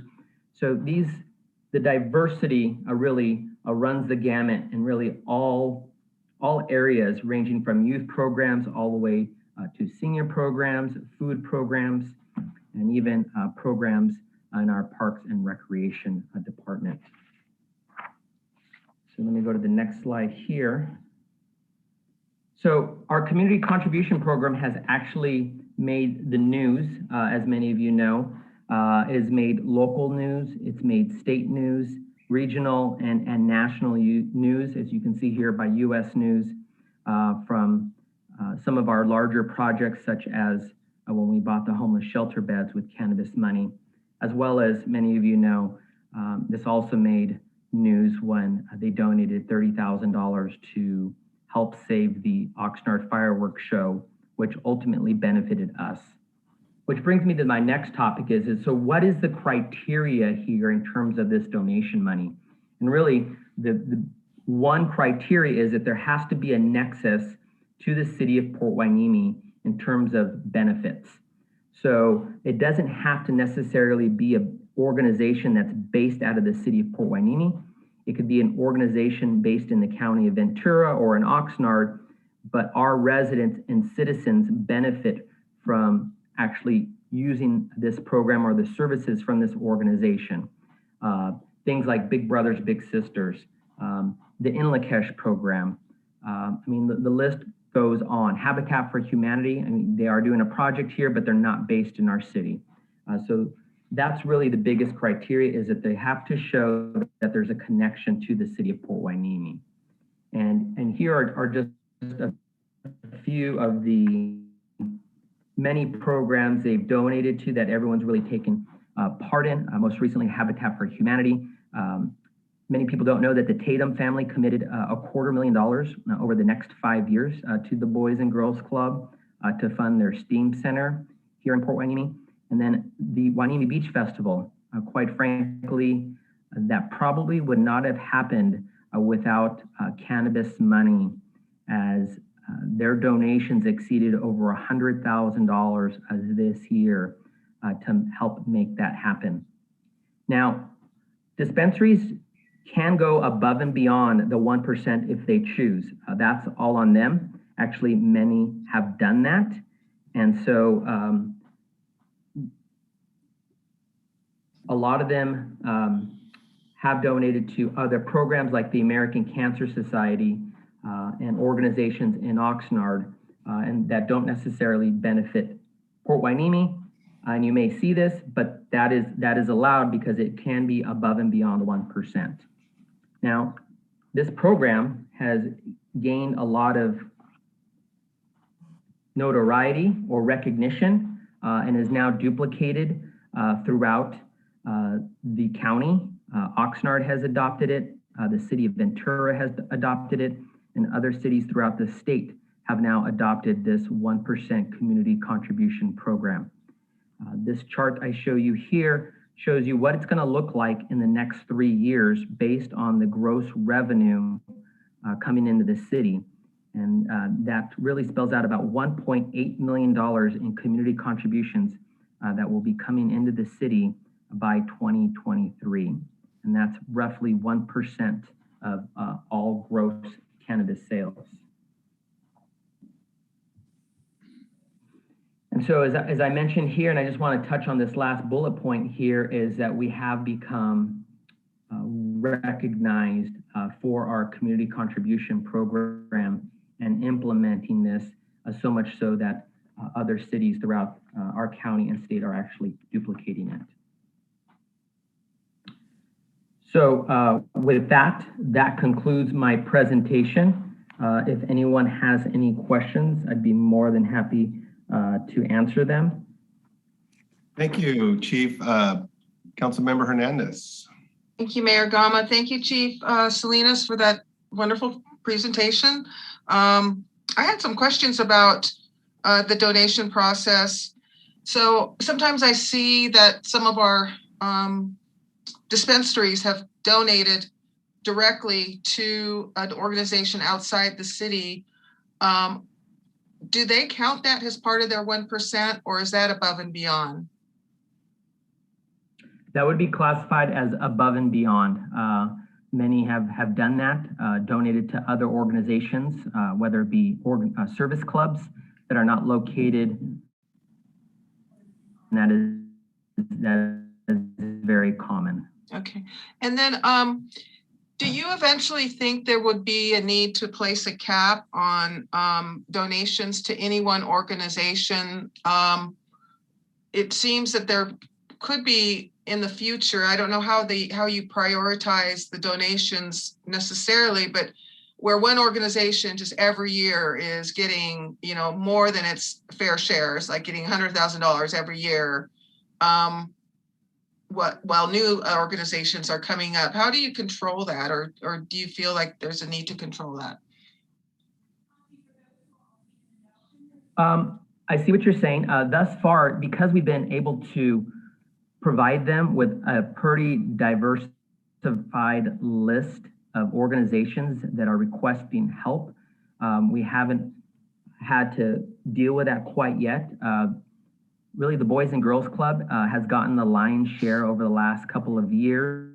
But as more organizations become comfortable with this, we are finding a lot more requesters. I mean, before the Seroptimus Club, as an example, or even the high schools or Santa Clara High School, or even the American Cancer Society, they would have never have accepted cannabis money a couple of years ago. So as people become more comfortable with this, we see more opportunity to donate to other organizations, and I don't think we'll fall into that problem. Okay. So does the decision then get made by the dispensary in terms of who they want to donate to, or is that a decision that gets made through yourself and our city committee of people? No, good question. So that's entirely made by the dispensary. The only thing I do is I provide them with a list of organizations that I'm aware of that are requesting help, and then it's on them to make that donation. The donations don't come through the city. They are made directly by the dispensary to the organization. Okay, thank you so much. You're welcome. Councilmember Martinez, do you have a question or comment? No questions, no comments. Thank you, Thank Mayor you. Gama. I don't see Councilmember Perez on my screen. I'm here. My camera's just being stupid. And no, I don't have any questions or comments.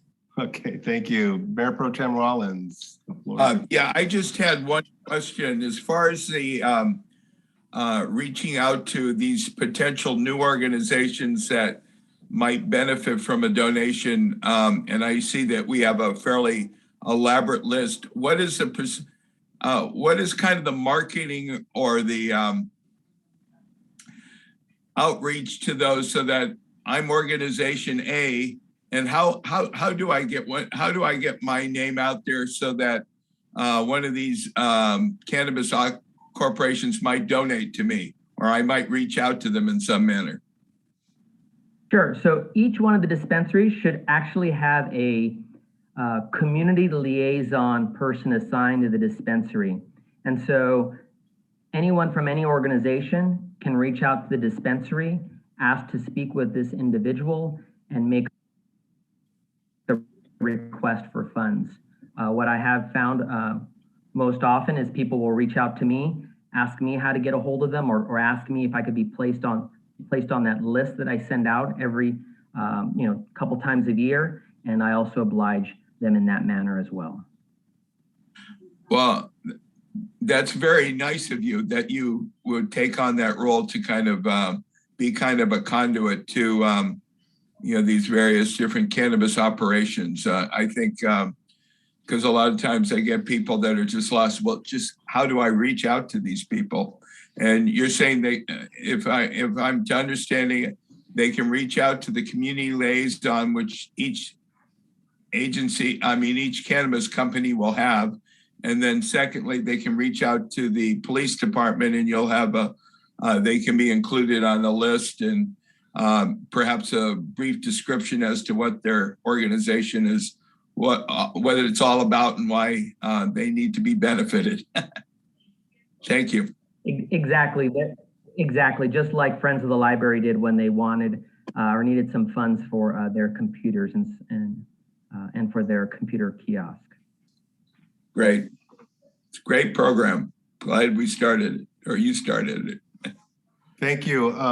Yeah, I too appreciate all the support the community's getting. Amazing support. And I really love the fact that Hueneme High School is getting the support that they're getting. And if you're not following their football team, follow their football team. They're in the playoffs, and they had an amazing week last week. So some great things are happening, and just really glad to be sitting here and seeing all this wonderful community support. And that's what it's all about. So thank you so much, Chief. Any other comments or questions? All right, we're moving on to the consent calendar. We have one item on the consent calendar.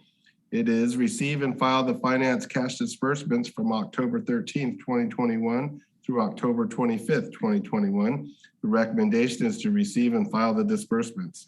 May I have a motion, please? So moved.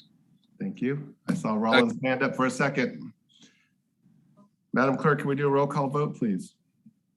Councilmember Hernandez, Yes. Mayor Pro Tem Rollins, Yes. Councilmember Martinez, Yes.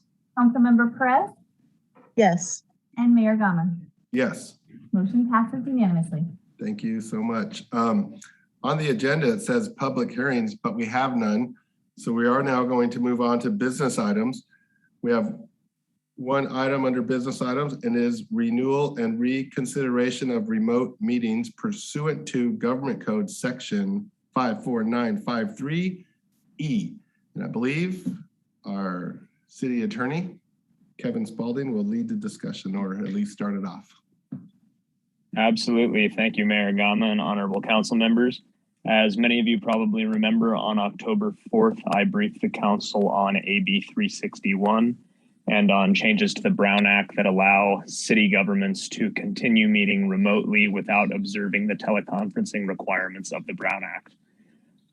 Specifically, the teleconferencing requirements are that at every remote location that a city council member would be attending a meeting remotely, there would have to be an opportunity for the public to attend at that location. Given the pandemic and the contagious nature of this virus, that's been suspended by various executive orders that have now since expired. On October 4th, Government Code Section 54953 allows cities and other local agencies to continue meeting remotely, provided that the city council makes certain determinations. One is that there is a proclaimed state of emergency, which continues to exist from March 4th, 2020, and that it is unsafe or a threat to public health, safety, and welfare to continue meeting in person. The second option, and the one chosen by the council on October 4th, is that there is a proclaimed state of emergency, which is the March 4th, 2020 stay well at home order issued by, or state of emergency issued by Governor Newsom, and that state or local officials continue to impose or recommend measures to promote social distancing. As it happens, the Ventura County Public Health Officer has issued advice, a September 21st, 2021 letter stating that he recommends social distancing to continue. Government Code Section 54953 requires the City Council to revisit this decision every 30 days in order to continue meeting remotely. And so we will need the council to make a determination as to whether or not the conditions exist. Specifically, the findings are that a March 4th, 2020 proclamation of emergency exists, and that the Ventura County Public Health Officer continues to recommend social distancing measures. If the council makes such finding, we will be able to continue meeting remotely for the next 30 days. Kevin, is this like a hearing? No, this is not a public hearing item. Okay, so today the numbers came very close to going below that threshold for removal of the mask mandate, I believe. And it appears that it's going to continue to move in that downward direction. So could we make a decision that would say, if those numbers fall below, we will automatically go into in-person meetings? And then if there is no improvement, then we continue status quo? I believe such a vote would be possible with the consent of the majority of the council members. Okay. Councilmember Hernandez, your hand is up. Go ahead. Oh, thank you. I just wanted to recommend that we go another 30 days and reevaluate this in 30 days. I think if we try to determine it based on the numbers, we might be violating the COVID regulations if the county has decided to still continue to enforce the regulations despite the numbers. So my feeling is we're still going into a flu season, a cold season. Things are still kind of uncertain. So my recommendation would be to approve this renewal and reconsideration. So that's my motion. Thank you. Mayor Pro Tem Rollins, I see your hand is up. Yes, I would concur making a second to Councilman Hernandez's motion, but I did want to make a comment that I truly do miss meeting and talking to the people in person. One thing I want to commend staff on is, at least I've seen recently, we can actually see, at least by Zoom, the people behind the letters, which I think adds a certain personal touch and connection. But I would move to second that, only because it's another 30 days and another 2 meetings, and we can revisit it in December. And most of the organization, the state and county organizations that I represent our city with right now, are still on Zoom. And to make a clarification, Mayor Pro Tem, we would likely be revisiting this at the next city council meeting in November 15th, only because 30 days will expire before our December 6th meeting. So, okay. So each meeting we're going to be doing this. Not each meeting. It just so happens that it usually is first and third Mondays of the month tend to be every other week. This meeting has 2 weeks. This month happens to have 2 weeks between meetings. So it puts us just a little bit over 30 days. Unless we want to do a special meeting only for this, which is probably ill-advised. So I'm trying to understand the science behind this. I mean, we're all masking up indoors. We all attended a dinner, VCOG dinner, where there was 140 people there, and we all sat down and had dinner together, no problem. And the numbers are going down, and it was my understanding that we could have continued in-person meetings and we would be wearing masks. And then I would just like to remind, and so my question is, what exactly are we accomplishing by this? I mean, I'm trying to understand the science behind having a remote meeting when we could all go out indoors and have dinner and do these other things. So I'm trying to, and if we were to have a remote meeting, we would be masking up. Is that correct? We would be complying with the county orders for sure. The reason that we're continuing to have remote meetings is because a majority of the council has chosen to do so within the framework provided by the state legislature. And so the numbers don't necessarily, I don't believe it's necessarily a question of science. Here, what has happened is on October 4th, the city council stated that there is a proclaimed state of emergency and that a local health officer is recommending social distancing measures. That alone allows the council to continue, should it so choose, to meet remotely. And it happens that October 4th, this council, or at least a majority of this council, chose to continue meeting remotely rather than risk in person. Okay, what are we risking if we go in person? That's kind of like where my rub is, because I'm wondering, what are we risking? And lost in all this is, you know, frequently washing your hands with soap and water is the best way to prevent the spread of disease.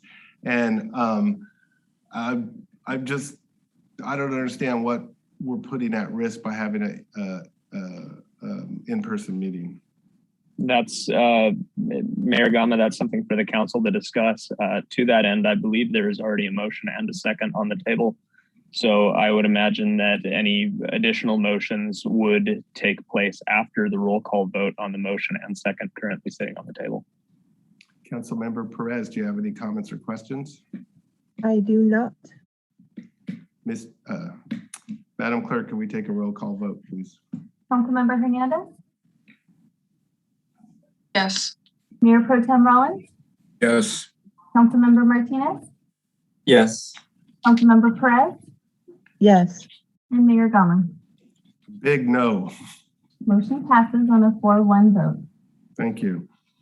Okay, we're going to move on to number 6, City Port Community Benefit Fund Ad Hoc Committee.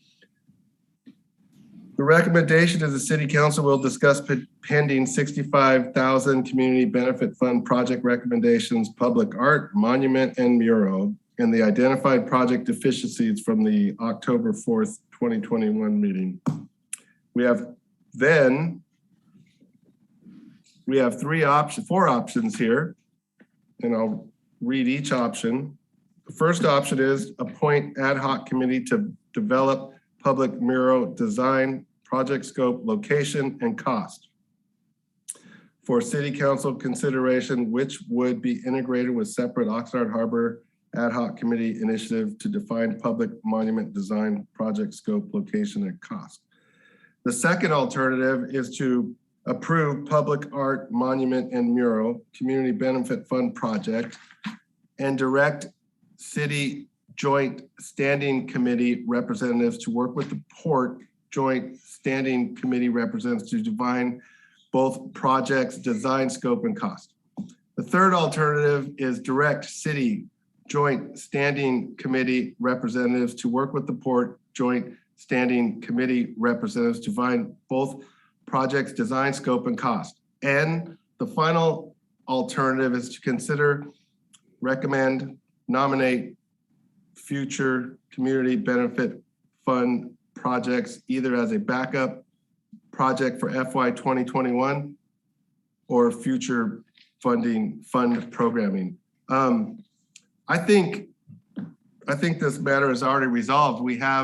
It's been the custom of this council for the mayor and the mayor pro tem to be the representatives to meet with the port as a city's standing committee.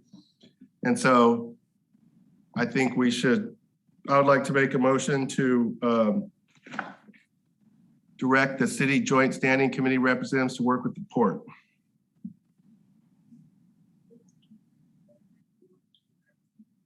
I have a second. I'd like to have some discussion on that.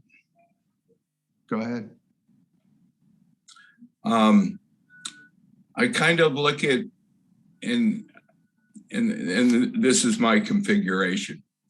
I look at that the mayor and the mayor pro tem will take the advice of the ad hoc committee and the city council as to the development of it.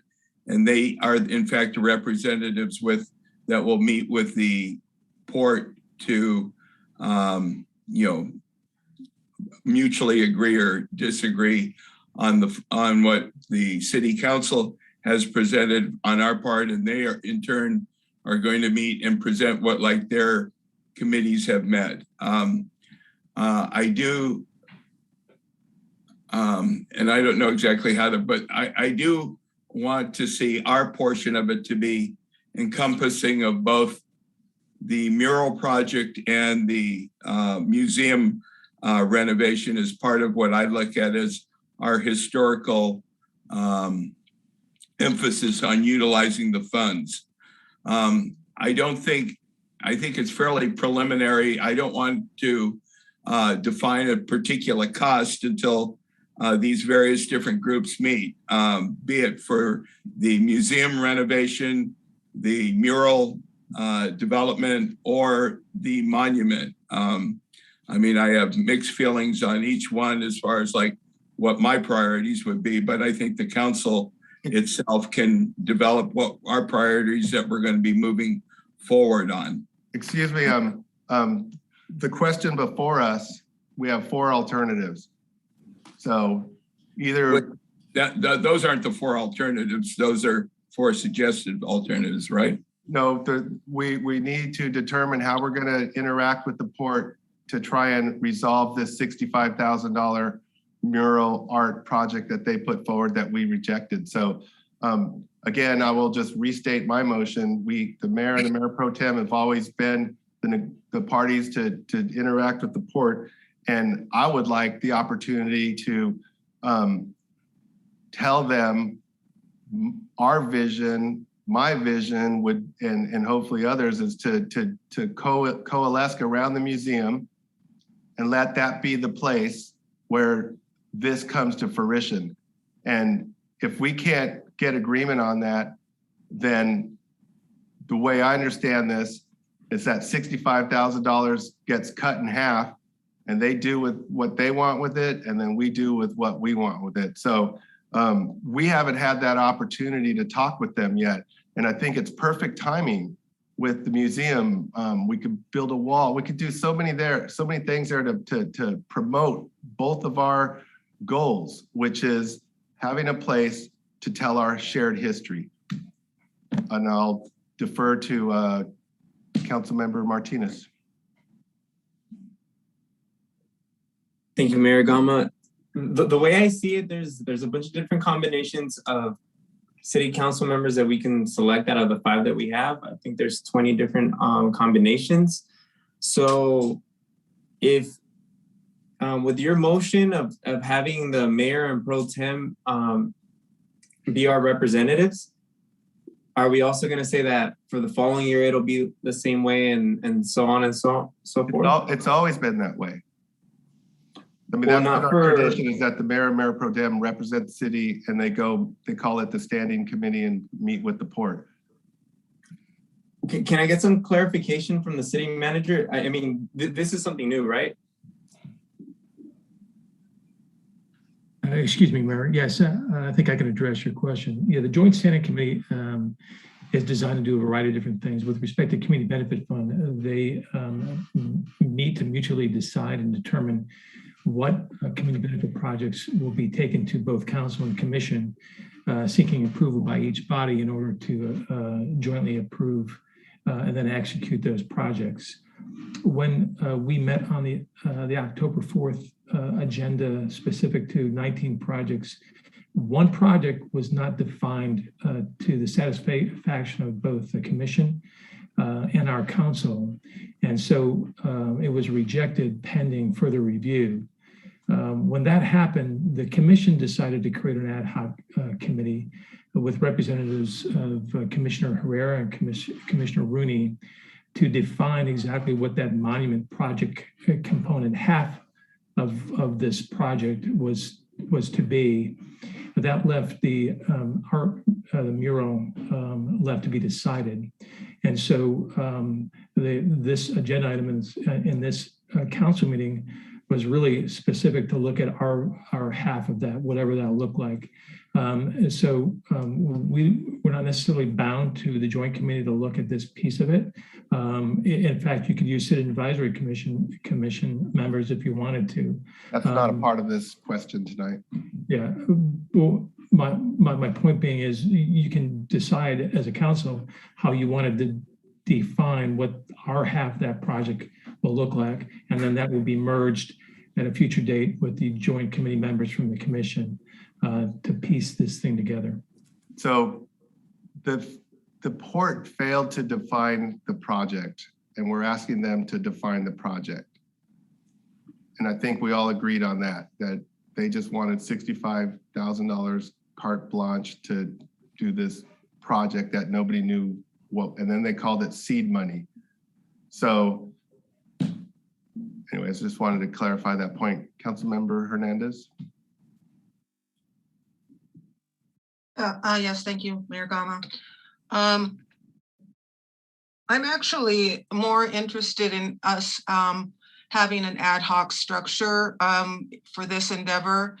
You know, the joint committee port membership does consist of the mayor and the mayor pro tem, but from having observed the meetings, you know, listened in on the meetings, I really don't feel that the whole council has had an opportunity to discuss the priorities and to weigh in necessarily on our wishes or our interests. I have been involved. I would like to serve on this ad hoc committee, and I really am leaning toward number one because I've been there with these discussions. When we had the discussions about the monument, I was there from the beginning. And so I have particular historical knowledge about how this idea was generated. I've been part of the discussion. But do you not think that I'm not done yet?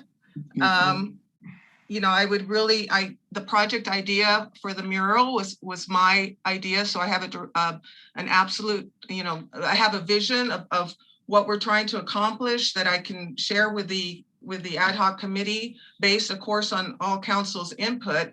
And I'm not discounting the idea of the museum, but it did come in at the 11th hour when, you know, so, you know, trying to bring that into the mix would probably take some more discussion and some further research. So my leaning is toward item number one. Yes. And I anticipated that. And when you were mayor pro tem and then consequently mayor, you participated in all those meetings. And we do recall, you know, some of us saying, well, how come we're not a part of it? And your answer was, well, because we are representing the council. And so here we are now, and we have a different mayor and a different mayor pro tem, and it's not good enough. So I just don't, so this is an 11th hour change. What item alternative number one is, it's 11th hour change. And frankly, it kind of seems like the rest of us are being cut out of it. And I like the idea, what they have, but I don't want to give them the freedom to go anywhere to make a mural when we have this museum and we have an opportunity for both of us to use it jointly and benefit from the goodwill and the community involvement we could we know we could get people in there. So Well, I that's think what you y'all know got. where I stand.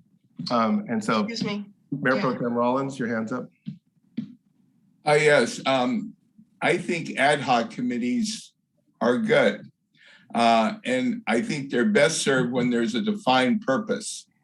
So I think probably initially, since the monument is a port's pet project, I could see their ad hoc committee coming with a presentation or developing that project, bringing it forward and to their representatives, and then in turn to our representatives. Why not bring it to the full council? Let me continue on, please. Then I also look at on our particular end, I think our priorities are twofold. One is the museum and one is the mural project. And I would like to see ad hoc committees develop without the specific definition of how much funds we get of that 65 would get distributed to those three projects. It may turn out that a vast majority of that money should go to, as a collective body, goes to the museum. It could be that a portion of that would be going to the mural project. I think a portion of it might go to the monument, assuming that everybody agrees. So what I'm saying is I like the concept of having ad hoc committees for those three projects to define it without the specific approval of any specific funds to any one of those three areas.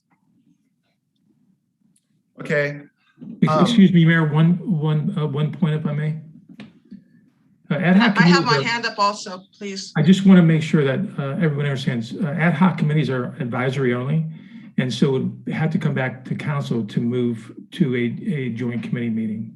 So do you think that the mayor and the mayor pro tem can't handle this responsibility to go to the port and hear what they have to offer? Because that's what I feel like. It's like, well, what's wrong with our current mayor and mayor pro tem? Can't we go and sit down and hear the scope and the definition of their project? And I think we will. I don't think that's the that would be the purpose of the ad hoc committee. They have formed an ad hoc committee, which is why I think it is being suggested here that we do the same. And their purpose is going to be to focus on the monument. The ad hoc committee that we stand up would be focused on the mural side of this project. Am I correct on that, Mr. City Manager?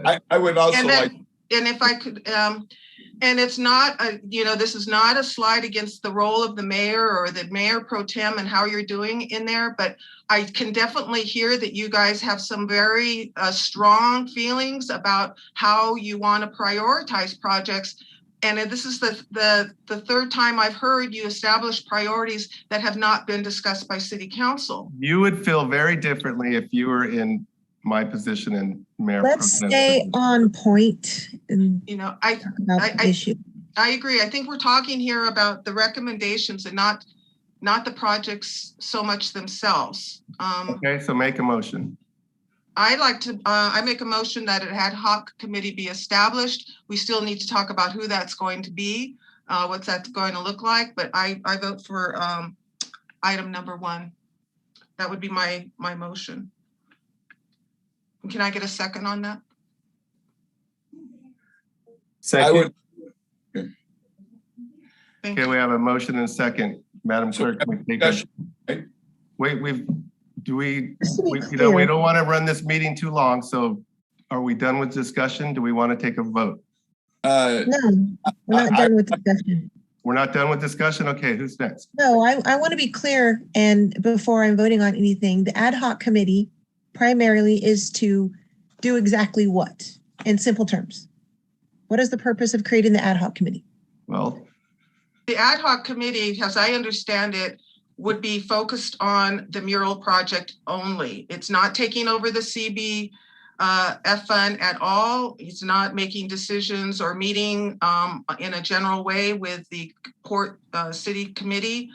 It's to, and it is basically to figure out if this mural is going to even work this year, considering that the port's still looking at $65,000 to do a monument. So it's doing the legwork and the homework, basically, which I've already started.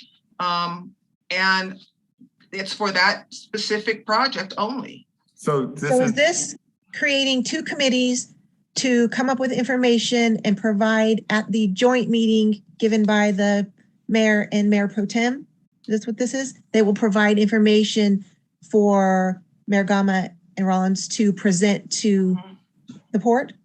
Sure, if it works that, yeah, sure. If it Yeah, works I'm just trying to clarify as to what exactly the, I mean, I don't think that's the case. If you read alternative number 1, which is the motion, appoint ad hoc committee to develop public mural design project scope, location, and cost for city council consideration, which would be integrated with separate Oxnard Harbor District ad hoc committee initiative to define public design.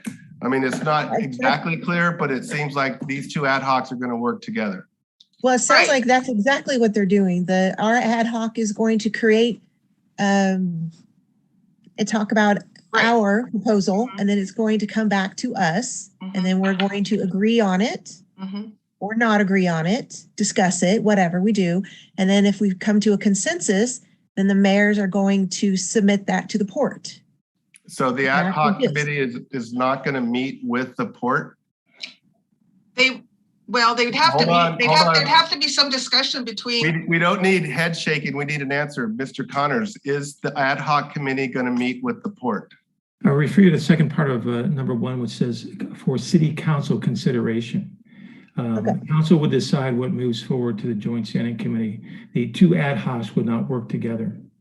But they would have to talk to each other, because we're both discussing the same allotment of money, because originally we had $25,000 set aside for the mural and another $55,000 for, I forget what the amount was, for the sculpt for the monument, and then it was combined. We just defined number 1.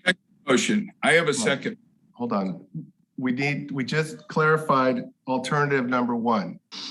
Okay. And I believe what I heard was the ad hoc committees will not be working together. The ad hoc committee will report to mayor pro tem, and then we'll meet across the aisle. Is that what I heard? Is that what alternative 1 is, Mr. City Manager? Yeah, and maybe if I can rephrase a little bit, the ad hoc committee that would be created would look and focus purely on the mural art project. They would define the concept, the design, the parameters, the scope, all those type of things, and they would bring those findings back to council for consideration. The council approves of that concept, or they recalibrate whatever that concept detail is. Then the joint committee will take the council action to the joint committee to represent that project in concert with the commission's version of their ad hoc committees and their commission's work on the monument to arrive at a hybrid solution. And the costs and those type of things would be determined in that body. The only variation, I would move that we would have the city council develop 2 ad hoc committees, since there seems to be 2 pressing areas on where we would utilize these funds. One is that would point of order. Let me continue, please. It's not an alternative on the agenda tonight. Yeah, it can be an alternative. Those are suggestions. Those aren't hard. In fact, those aren't legislation or anything. Those are options that that Mr. Connors has given us that we can use or we can adapt accordingly. So anyway, it can be turned down by the rest of the council, but I would recommend that we have 2 ad hoc committees. One to the council develop 2 one to deal with the mural project, one to deal with the improvement development of the museum, and that those 2 ad hoc committees come back to the council as a whole and provide their findings or what their recommendations are. And then in turn, that the mayor and the mayor pro tem then meets with their the ports people, and then we discuss all of the projects conjointly. If I could say something to that comment, I think the ad hoc committee for the museum has to happen in another way, because as we heard from Ms. Hanley, that there's already going to be a way for stakeholder input, and the museum is not on the Community Benefit Fund as of now. It's not on there. What is on there is the establishment of a monument and a mural project. And I know Mayor Pro Tem Rollins, you've expressed to me an interest in partnering up to work on that mural project. So I would like to amend my motion to say that I would like to recommend adoption of item 1 and allow myself and Mayor Pro Tem Rollins to serve on that ad hoc committee. That way we have the connectivity between myself and Mayor Pro Tem, who can take the information back to the larger committee. The only thing in the sake of like what I've seen is some of the council concern, and I was at the meeting with the port, and Mayor Gama made a strong presentation that our museum is a very part of what we're trying to promote both ways for the historical information to the community as the community benefit. And I really think there should be 2 committees. Well, I think the museum is important, but it's not on the list. Maybe for next year we can put it on the list, but we've not had a discussion among the 5 of us in establishing the museum has a priority in that way on the list. It's not even on the list. This is another 11th hour addition to this discussion. There's no project on the Community Benefit Fund that specifies work on the museum.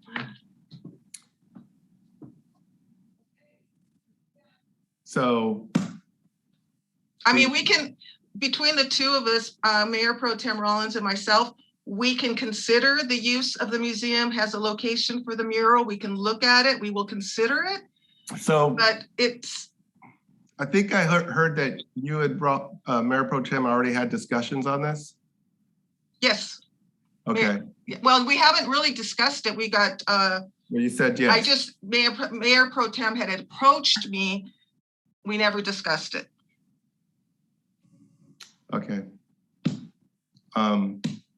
I'm gonna entertain a motion and move on. We have a motion, yeah, and a second. Can you explain the motion again? Because I amended the motion to include 2 ad hoc committees. No, you didn't.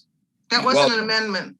That was a separate motion. But anyway, my motion was, I was amending my motion, and that motion was to adopt item number 1, to create an ad hoc committee consisting of Mayor Pro Tem Rollins and myself. For the mural. For the mural. That's what the ad hoc committee is for. It's for the mural. And so I guess I'd have a separate, then I can't make an amendment to that to have a second, or I think we have to take a vote on my motion, and then you can make another motion for a second ad hoc committee. Excuse me, Mayor Gama, Mayor Pro Tem, and honorable council members.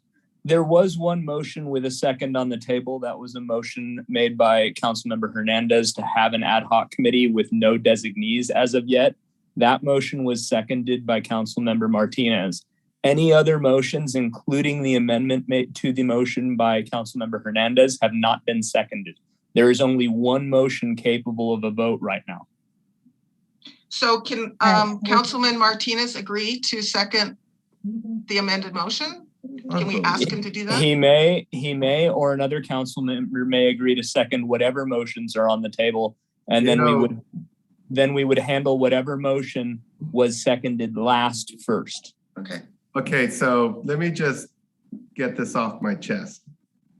Talk about 11th hour maneuvering. So you made a motion to appoint an ad hoc committee. It gets seconded, and then you add 7 minutes later that you want yourself and Mayor Pro Tem to be the ad hoc committee. Now, I don't like doing business this way, and so if you want to amend that and get a second, that's fine. We'll take a vote and we'll move on.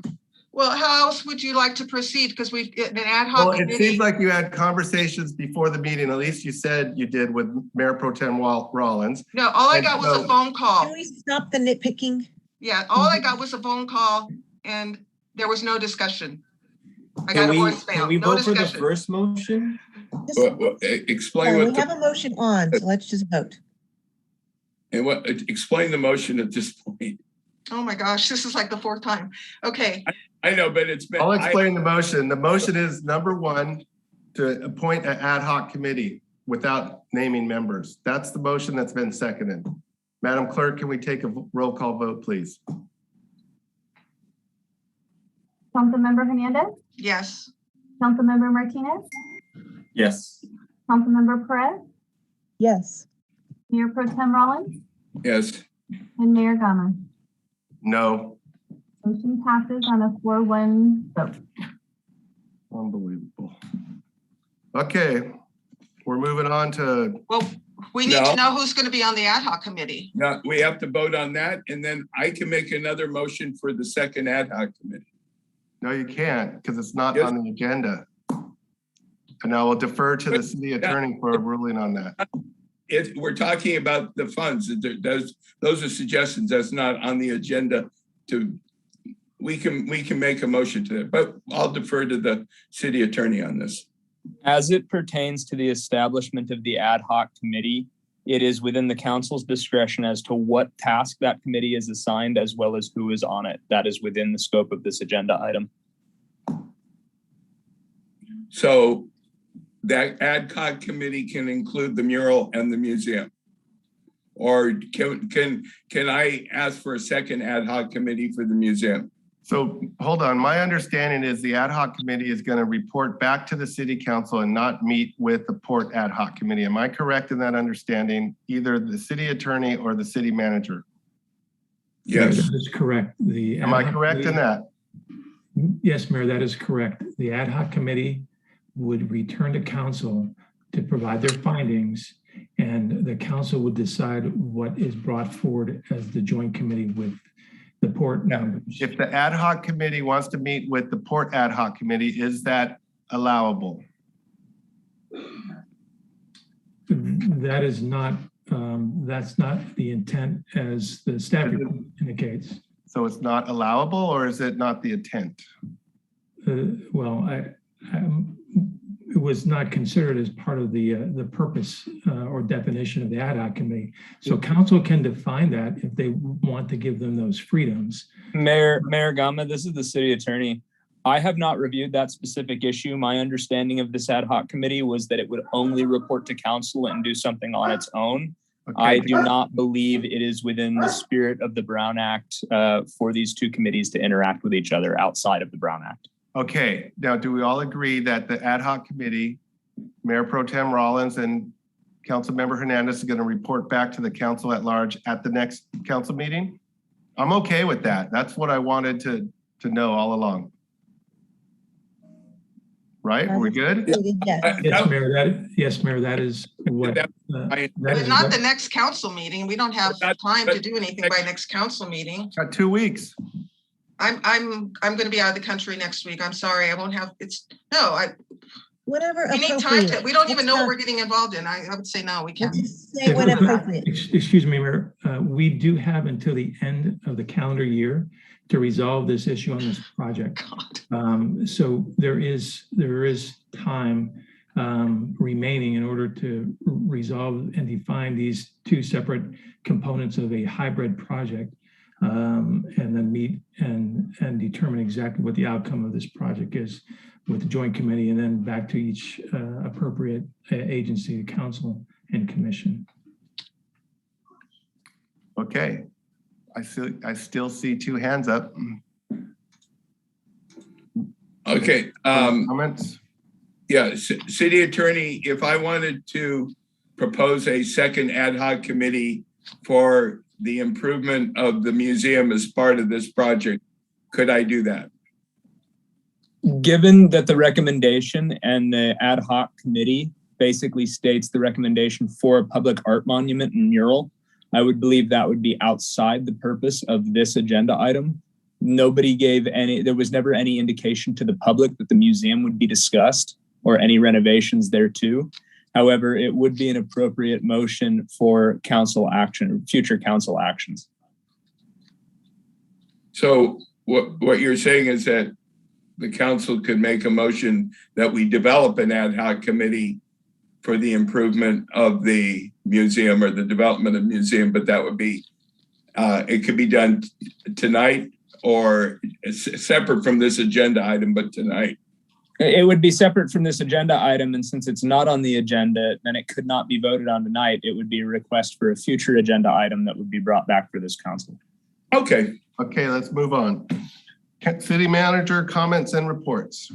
Are we just assuming that Rollins and I are on this committee because we haven't voted on that? That's correct. I'm also not sure that there's been a second on that motion. So if somebody would like to make there's been no motion. Second it. There's been a motion. I'll second. Council, yeah. Okay, thank you. Councilmember Hernandez, Yes. Councilmember Perez, Yes.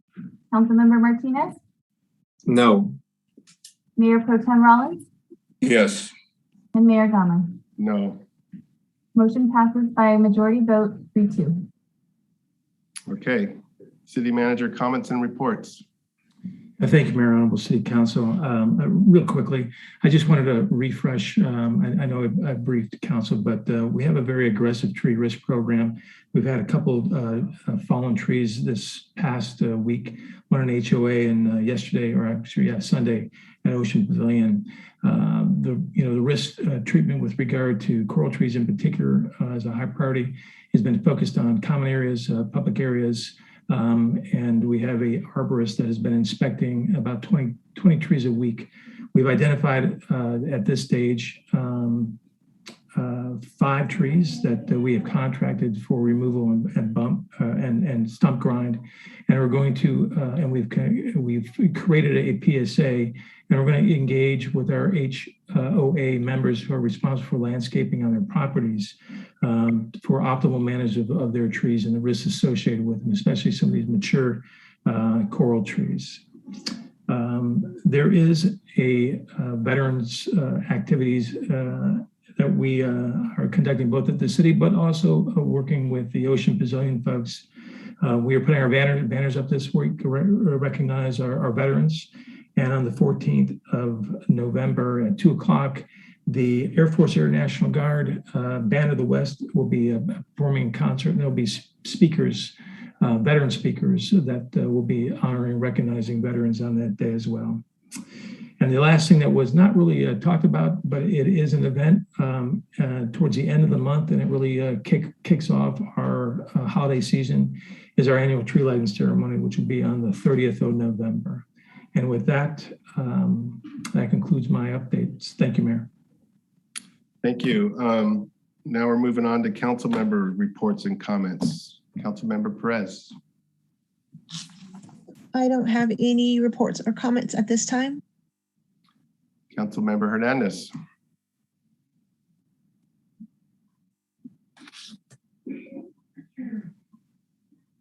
Laura, we can't hear you. Hernandez, you're on mute. Thank you. Okay, so I attended the water symposium a couple of weeks ago. It was very good. Water is going to, as you all know, going to be a major issue in the years coming. We have an RDP 21 strategic meeting on Wednesday, and then the general meeting, RDP I think is tomorrow, and then the Wednesday is the general, and then I have a VRSD on Thursday. Surfrider Foundation, by the way, is tomorrow having a meeting at 6:30, a Zoom meeting, and they're going to be talking about the Huntington Beach oil spill and talking about our readiness here in Port Hueneme and in the county. So I think if anybody's interested in particular how we're going to be, whether or not we're prepared for an oil spill on our beaches, I think it'd be a good opportunity to hear what's in place so far. So other than that, I want to wish everybody a happy Veterans Day, and I want to wish all our veterans wish them well and their families well, and hopefully everybody will remember veterans on Veterans Day, as we do every day. And that's all I have. Thank you. Councilmember Martinez. Yes, I want to begin by wishing Pedro happy birthday. It was the young boy who passed away on Ventura Road in Pleasant Valley. It was his birthday today, and they had a service for him that ended right before the city council meeting. And they got together also at the memorial. It was a little sad to know that the ghost bike and his LLP sign weren't up on the day of his birthday, especially since a lot of the kids went to that intersection today and then did a ride to the beach. So I hope we can get something in record. I know we're gonna have the bike repair shop, so I hope we can get that done soon. My second comment is I do think that we should have a removal of the non-native plants on the creek, and also remove the litter at Bubbling Springs. And those are my two comments. Thank you. Mayor Pro Tem Rollins. No comments. This week is a busy week. There's 3 committees that I represent the city on, the not only the RDP, but also the Gold Coast and the Ventura County. So I'll be reporting at the next meeting on what came of that. Thank you. As a city manager said earlier, these coral trees are dangerous. We have the data to prove it. And I believe today we had a major failure again on, it was a city-owned tree, and it fell across a walkway where strollers and elderly and young kids frequent all the time. And so we are, I'm very grateful that city manager is working hard to identify the trees that are at risk. But it was my understanding today that the tree that failed today was not on the list, and I believe the arborist did inspect it. So it goes to show you that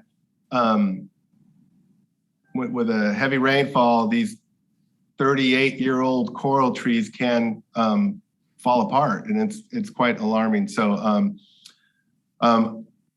tomorrow we're going to meet with Marlboro Estates, and ironically, I had met with them last week to talk about their trees issues, and they're beginning to deal with the tree issues. The city's dealing with the tree issues. Hueneme Elementary removed a coral tree that dropped a branch across the walkway in front of a kindergarten. So we are doing what's needed to do to deal with this, but it's a big problem, and hopefully we'll be able to resolve it and avoid. And we're so lucky that nobody's been critically injured or catastrophically injured thus far. And so hopefully by the efforts that we're taking, we're going to be able to prevent any such tragedy. Earlier this week, I met with a 79-year-old lady who got a little bit of publicity on social media that she didn't want. The city sent her a letter. I have a copy of the letter, and the letter was quite upsetting to her. It was bold print on top: unauthorized construction and inspection revealed that a construction project possibly requiring building permits. And all she was doing was getting her drain clog taken care of.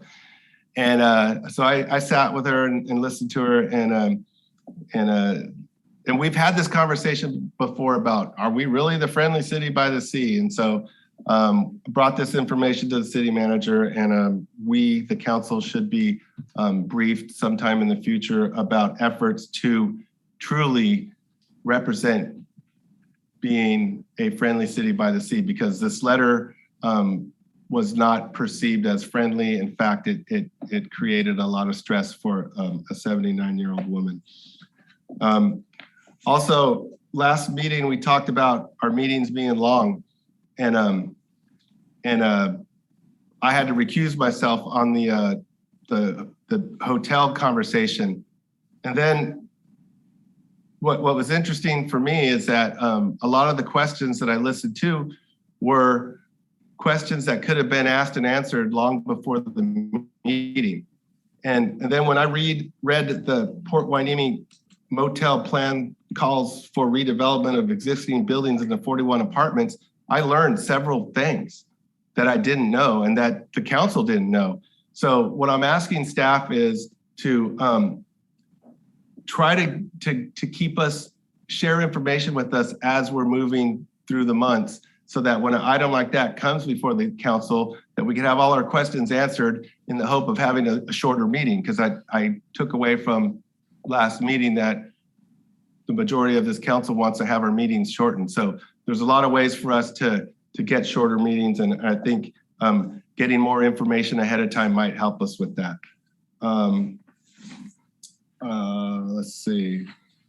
Also, I got an email from a resident talking about he recorded sound on a sound meter, and this individual is well versed in risk management and hearing conservation and all that. And he says that the reading went above 80 decibels.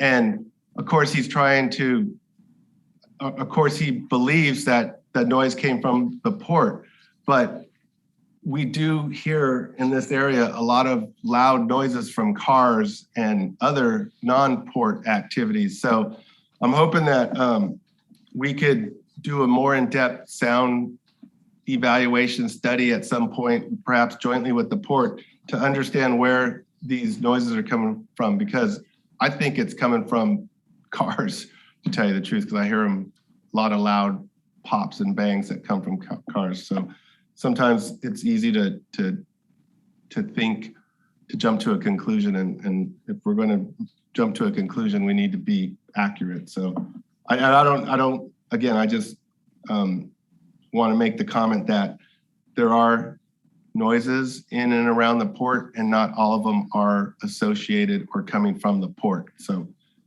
just wanted to make that comment. And now we will move on to requests for future agenda items. Remember, any requests needs to be made in a motion, in a second, and then approved by a majority of the council. Are there any requests for future agenda items? I have one. Go ahead, Councilmember Perez. So some time ago, I started a conversation with City Manager, Chief Salinas, and Ms. Basua about Mercy House after my husband tried to get a homeless person taken there, and we found out that we don't have access, even though we bought 100 beds. So I would like a future staff report. I know they're doing a lot of work on that, and I just want to have a future staff report on what the findings is and how we can correct that issue. And I know they brought in the homeless liaison officer to figure out what we need to do to get that taken care of. I'll second that motion. Madam Clerk, can we have a roll call vote, please? Councilmember Perez? Yes. Mayor Gama? Yes. Councilmember Hernandez? Yes. Councilmember Martinez? Yes. And Mayor Pro Tem Rollins? Yes. Motion passes unanimously. Thank you, Councilmember Hernandez. I see your hand is up. I presume you have a future request for agenda. I do. Thank you, Mayor Gama. Yeah, I would like to request a presentation on our level of readiness for an oil spill here on our local beaches.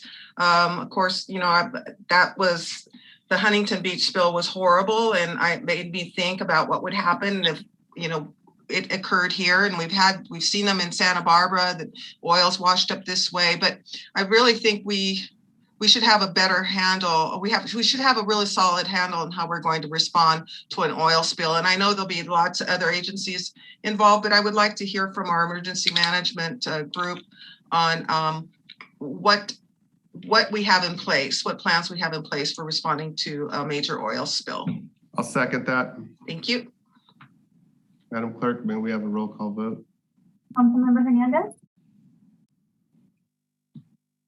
Oh, yeah, Mayor. Yes. Councilmember, I'm sorry, Mayor Gama? Yes, I was going to mute myself. But Councilmember Martinez, Yes. Councilmember Perez, Yes. and Mayor Pro Tem Rollins.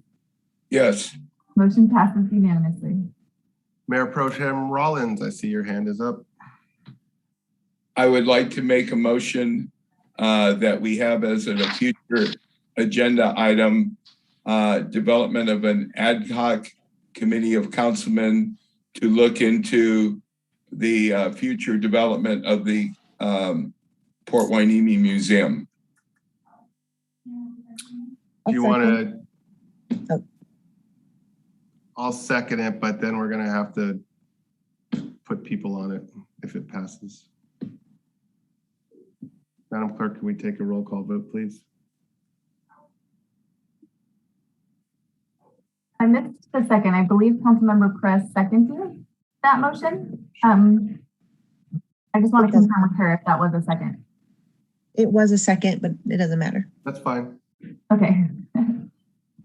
Mayor Pro Tem Rollins, Yes. Councilmember Perez, Yes. Councilmember Hernandez, No. Councilmember Martinez, Yes. and Mayor Gama. Yes. And so it'll be on the agenda, and then we could deal with whether we point the committee or not later. Okay, so any other comments, parting shots to close this meeting out? Oh, I would like to close this meeting in honor of Pedro Valdez. Councilman Martinez wanted to say something. Okay. So I'd like to motion a discussion regarding what we're gonna do with the Bubbling Springs Creek, especially since we have, I guess, some pending ideas on what we can do. That. I think Mr. Connors has already that in process. We have an active project to clear the reeds. We're under environmental permitting, and we should begin that project in December, which would resolve this repeated public comment. And I think I addressed that a couple of council meetings in a row, but we do have an active capital project that we're in execution. Including removal of the non-native plants on the creek? The cattails are native, by the way, out of control. Okay. Is there a way that we can have a report on that in general? What's going to be done? We received an email on it with that, which was pretty complete. All right. Nonetheless, I recuse my motion. Thank you. Well, I would like an update. I would like to make a motion that we get an update on Bubbling Springs Park, where we're at, and what's the broader plan in addition to removing the cattails. I would second that. Thank you. Madam Clerk, may we have a roll call vote? Mayor Gama, Yes. Mayor Pro Tem Rollins, Yes. Councilmember Hernandez, Yes. Councilmember Martinez, Yes. Councilmember Perez. Yes. Motion passes unanimously. Okay, I would again like to close this meeting in honor of Pedro Valdez. He was a young kid whose life was ahead of him, and he was hit by a car on the corner of Pleasant Valley and Ventura Road. I met his parents, as did Councilmember Hernandez, a year ago when it happened, and it breaks our heart. And I want all those other kids out there riding fixies around town to remember Pedro, but to also make sure they have the safety devices on their bikes. And I hope that someday we can honor Pedro more formally. And I also want to recognize Hueneme High School's football team. They have a wonderful story, and if you haven't heard about it, they have a female wide receiver that's amazing. And Rollins and I were on the sidelines, and this girl can play football, and she did it well. And she was a homecoming queen. So we have Yes. we got great things happening in our community. And let's mourn Pedro, and let's look forward to a brighter future. And with that, I'm going to close this meeting 9:09 to the next regular city council meeting, which will be November 15th, 2021 at or about 6:30 p.m.